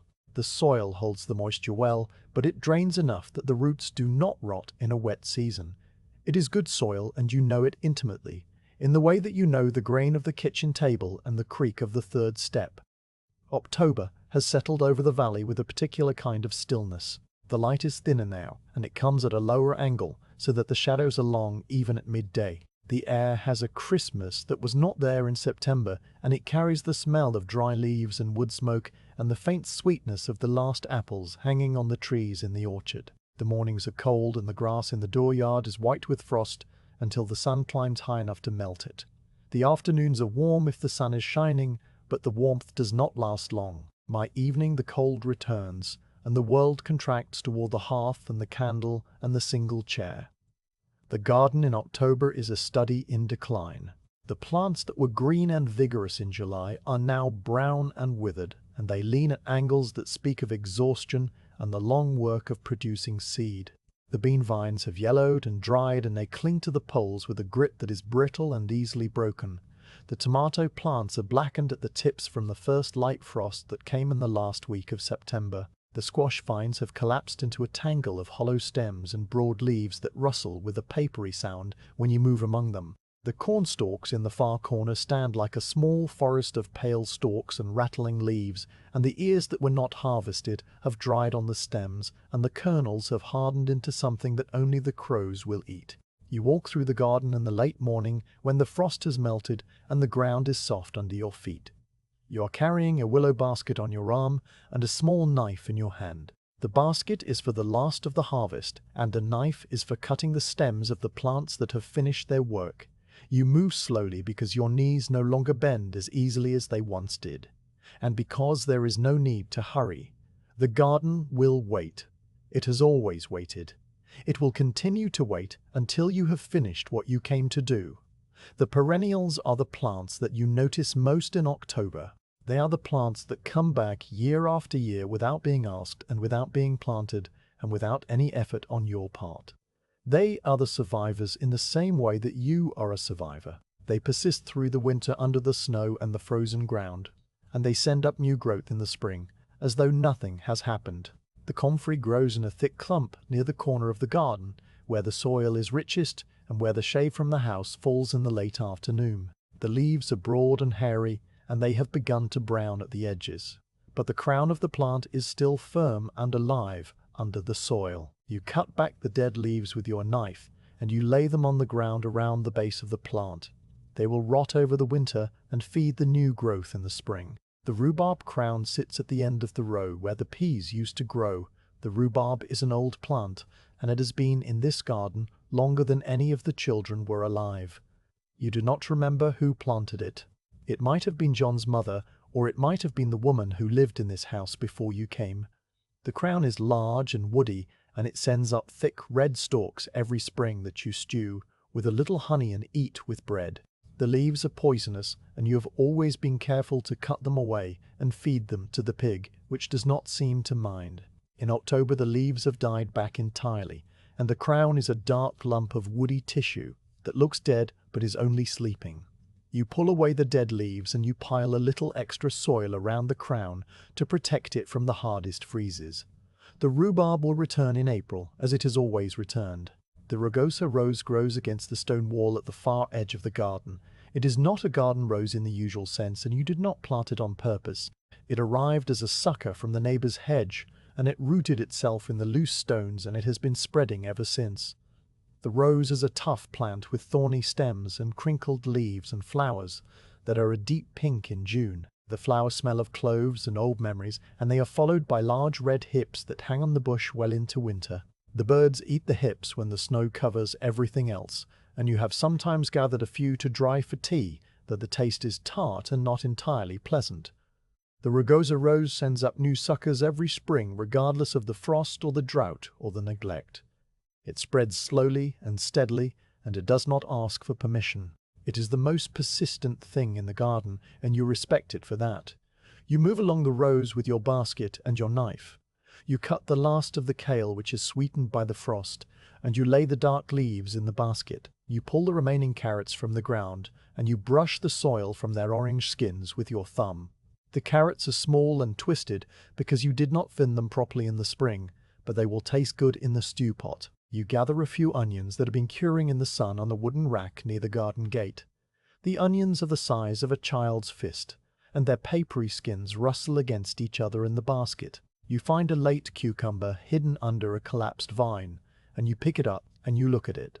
The cucumber is yellow and swollen, and it has passed the point of eating. You toss it toward the compost pile, where it will rot and feed the soil for next year's garden. The bean poles must be pulled. This is a task that you do every October, and it is a task that you have done alone for many years now. The poles are made of straight saplings that John cut from the woodlot, and they have been used for so many seasons that the bark has worn away in the places where your hands grip them. You work your way down the row and you pull each pole from the ground with a twisting motion that loosens the soil's hold. The dead bean vines come up with the poles, and you strip them off with your gloved hand and you drop them onto the pile of garden waste. The poles are stacked neatly against the stone wall, where they will wait through the winter for the next planting. You do not know if you will plant beans next spring. You do not think about next spring. You simply stack the poles in their familiar place because that is where the poles go in October. The garden waste pile grows larger as the afternoon passes. It is a heap of brown stems and yellow leaves and spent vines, and it will be burned when the weather is right, or it will be left to rot and turned into the soil in the spring. The pile is a temporary thing, and it will disappear, but the nutrients it contains will remain in the garden.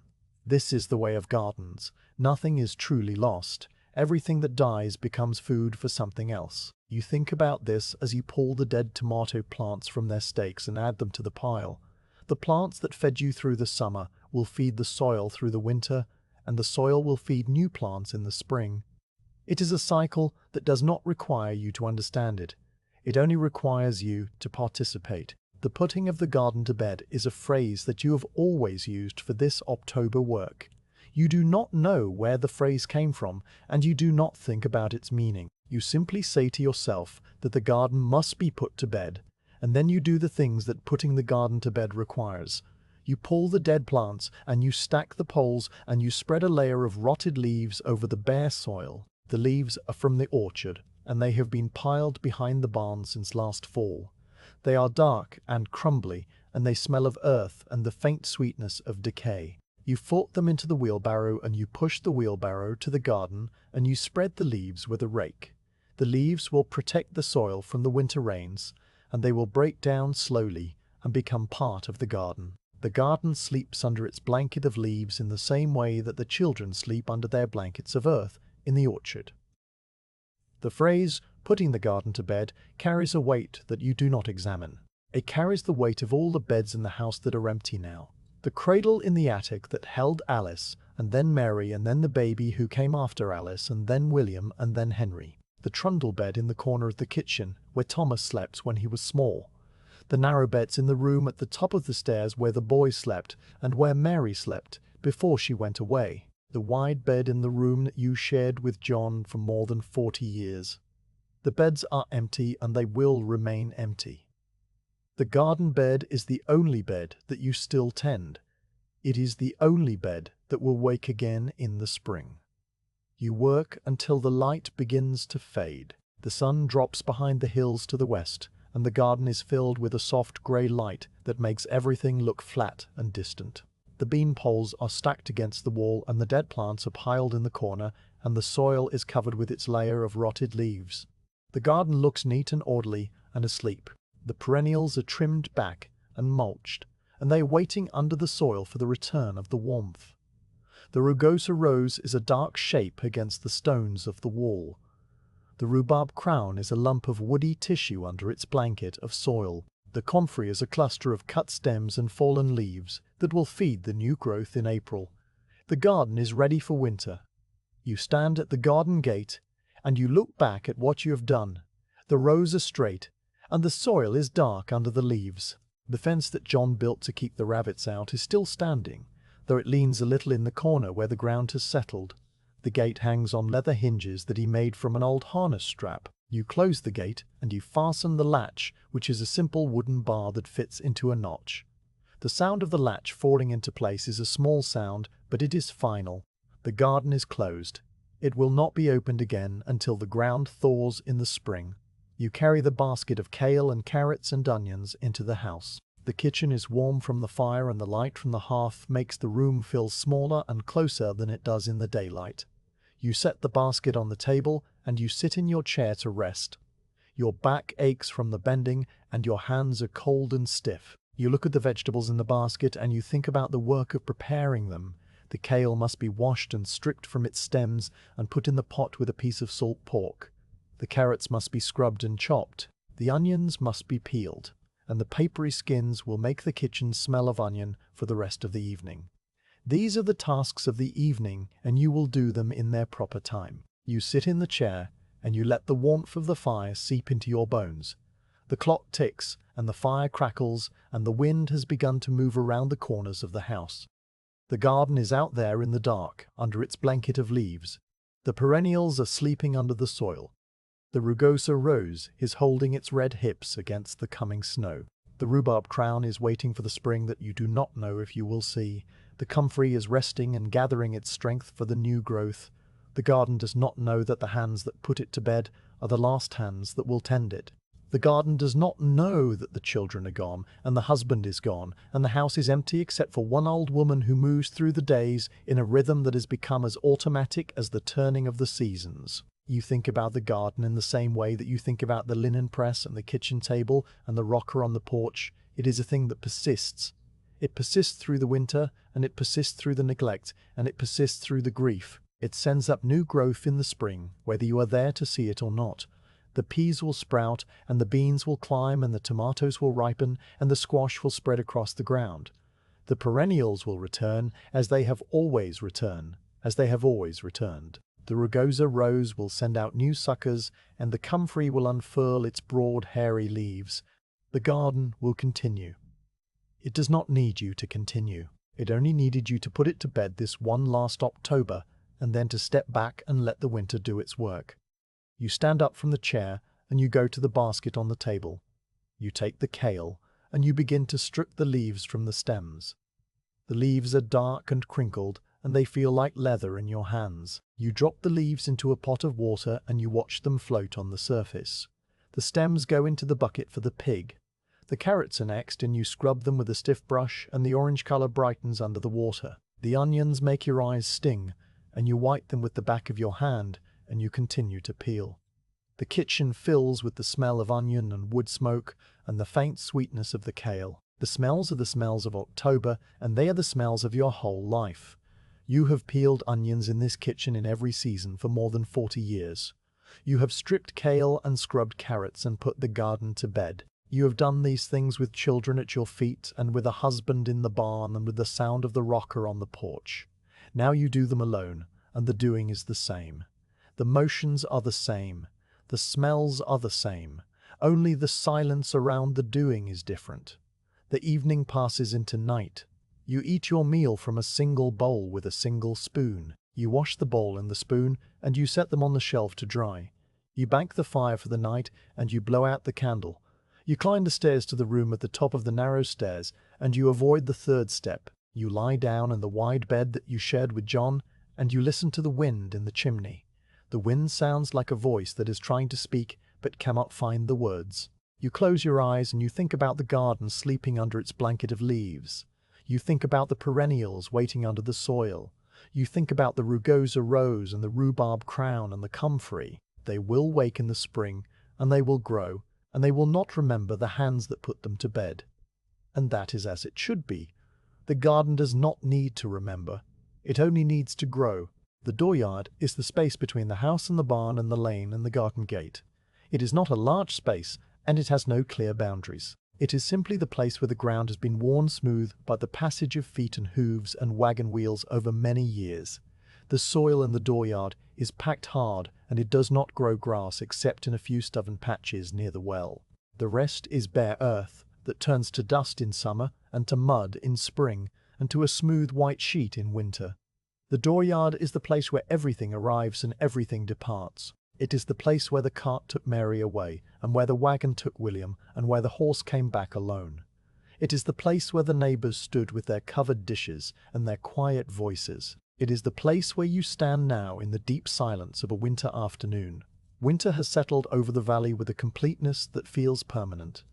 The snow began falling in November, and it has not stopped for more than a few days at a time. The world is white and soft, and the shapes of things are blurred under the accumulation. The stone wall at the edge of the garden is a low white ridge. The apple trees in the orchard are dark skeletons against the pale sky. The west pasture is a smooth, unbroken surface that hides the flat grey stone and the broken fence and the path to the creek.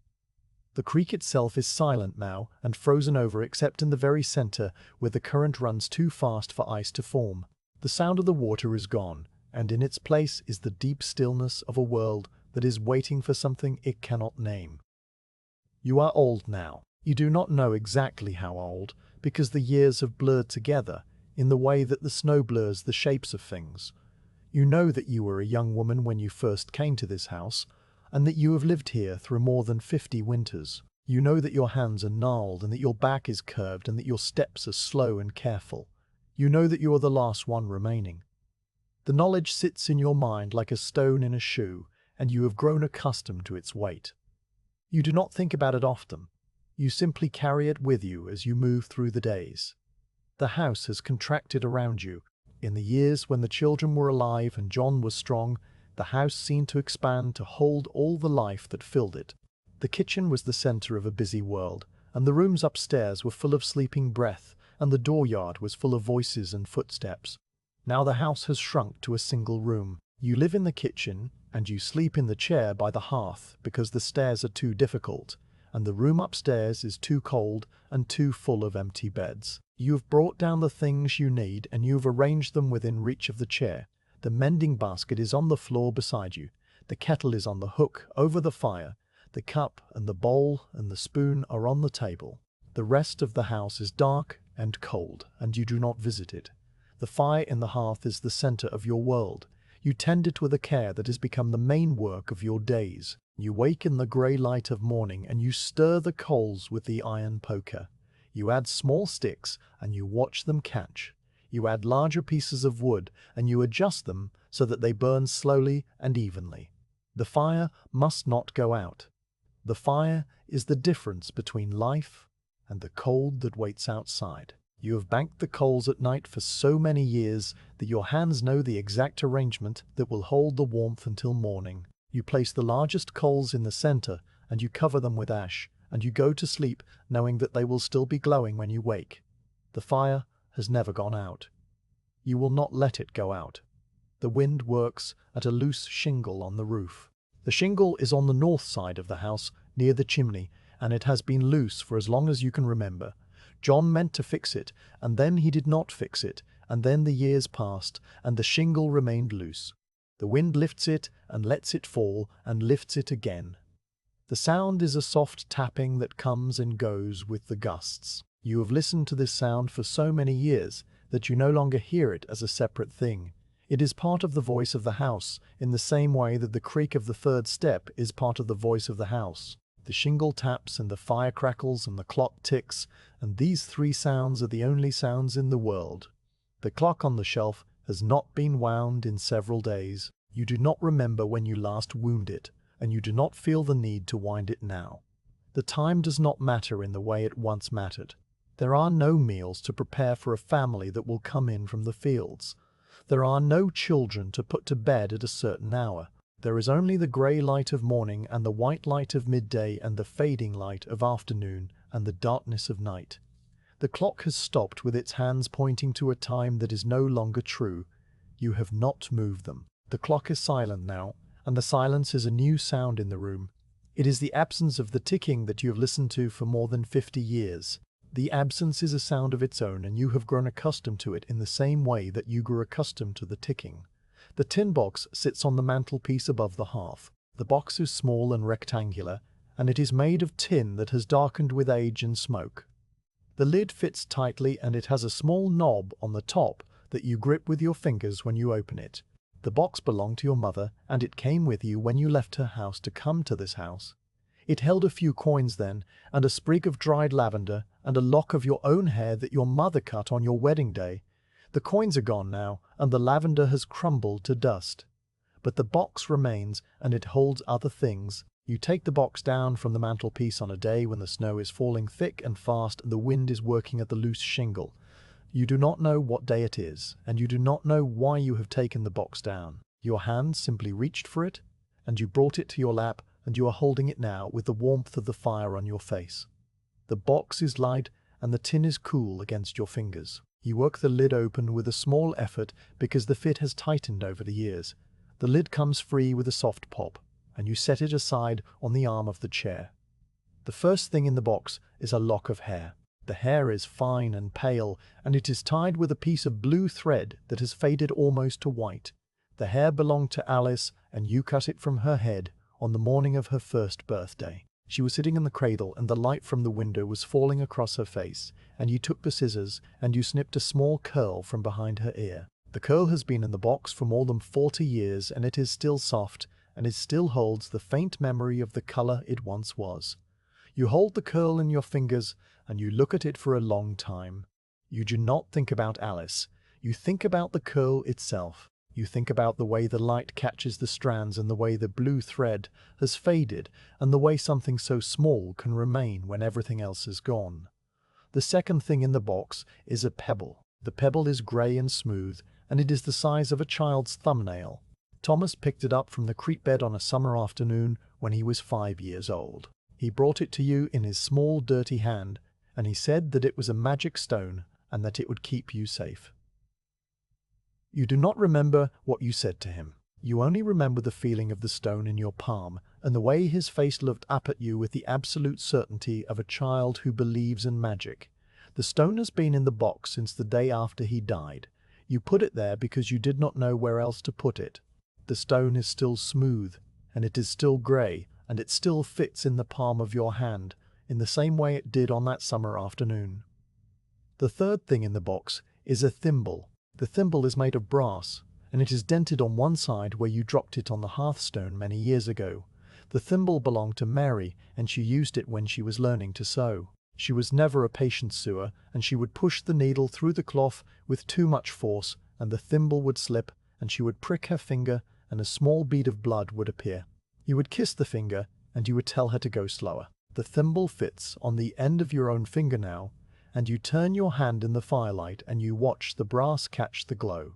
The thimble is warm from the box and from your hand, and it is a small thing and a useful thing, and it has outlived the girl who used it. There are other things in the box. A button from John's coat that came loose and that you meant to sew back on, but never did. A scrap of paper with a few words written in William's careful hand. A small feather that Henry found and gave to you without explanation. A piece of dried heather that your mother pressed into your hand on the day you left her house. The things are small, and they are meaningless to anyone but you. They are the inventory of a life that has been reduced to what can fit in a tin box on a mantelpiece. You put the things back into the box, one by one. The lock of hair goes in first, and then the pebble, and then the thimble, and then the button, and the paper, and the feather, and the heather. You close the lid, and you press it down until it fits snugly. You hold the box in your lap, and you look at the fire. The flames move in their slow dance, and the coals glow, and the heat comes out in waves that touch your face and your hands. The box is warm now from your lap, and from the fire. You do not put it back on the mantelpiece. You hold it in your hands, and you sit in the chair, and you listen to the wind working at the loose shingle. The snow continues to fall. You can see it through the window when you turn your head. The window is frosted around the edges, but the center is clear enough to show the dooryard and the lane, and the orchard beyond. The snow falls straight down, without any wind to drive it sideways. It falls in large soft flakes that settle on the ground and on the roof and on the branches of the apple trees. It falls on the graves in the orchard, and it covers the stones from the creek bed. It falls on the west pasture, and it hides the flat grey stone and the broken fence. It falls on the dooryard, and it covers the bare earth and the tracks of your feet. The snow is a blanket that covers everything and makes everything the same. The fire needs another log. You lean forward and you take a piece of wood from the pile beside the hearth.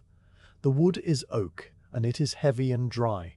You place it on the coals and you watch it catch. The flames lick up around the bark and the wood begins to crackle and pop. The sound is loud in the quiet room. The fire grows brighter and the warmth increases. You lean back in the chair and you hold the tin box in your lap. The weight of the box is small, but it is a weight, and you are aware of it in the same way that you are aware of the stone in your shoe. The afternoon fades into evening. The light through the window changes from grey to a deeper grey and then to a blue darkness. The snow continues to fall, and it is visible now only as a pale movement against the dark. You do not light the candle. The fire gives enough light to see by, and you do not need to see anything in particular. You sit in the chair and you watch the flames and you listen to the wind and the loose shingle and the soft sound of the snow against the window. The sounds are the sounds of the house, and they are the sounds of your whole life. You have listened to them in every season and in every mood and with every configuration of people around you. Now you listen to them alone, and the listening is the same. The ears do not know that the other ears are gone. The house settles around you. The beam over the kitchen door creaks once and then is still. The floorboard under where the cradle used to be creaks in its particular way, even though there is no weight on it. The stones of the foundation shift in the frozen ground and make a sound that is too low to hear, but that you feel in your bones. The house is old, and it is tired, and it is settling into the earth in the same way that you are settling into the chair. The house will continue to settle after you are gone. The beam will creak, and the floorboard will ask its question, and the stones will shift. The house does not need you to hear it. It only needs to continue. You think about the inventory of your life. It is a small inventory now. It fits in a tin box and a linen press and a few worn chairs around a table that seats 7. It fits in a garden that sleeps under the snow and in an orchard with a row of graves under the smallest apple tree. It fits in the memory of a tuneless whistle and a low hum and the sound of a rocker on a porch. The inventory is complete, and it will not grow any larger. It will only grow smaller as the snow covers it and the years pass and the house settles deeper into the ground. The fire burns low. You do not add another log. The coals are bright and hot, and they will hold their warmth for a while longer. You watch them change color from orange to red to a deep crimson that is almost black. The light in the room fades with the fire and the shadows grow longer and deeper. The tin box is still in your lap, and your hands are still wrapped around it. The warmth of the box has faded, and it is cool now against your fingers. You do not mind the coolness. It is the coolness of tin, and of time and of things that have been kept for a long time. The wind drops. The loose shingle falls silent. The snow continues to fall outside the window, and it falls without sound now that the wind has gone. The silence in the room is complete, except for the soft settling of the coals. You listen to the silence, and you find that it is not empty.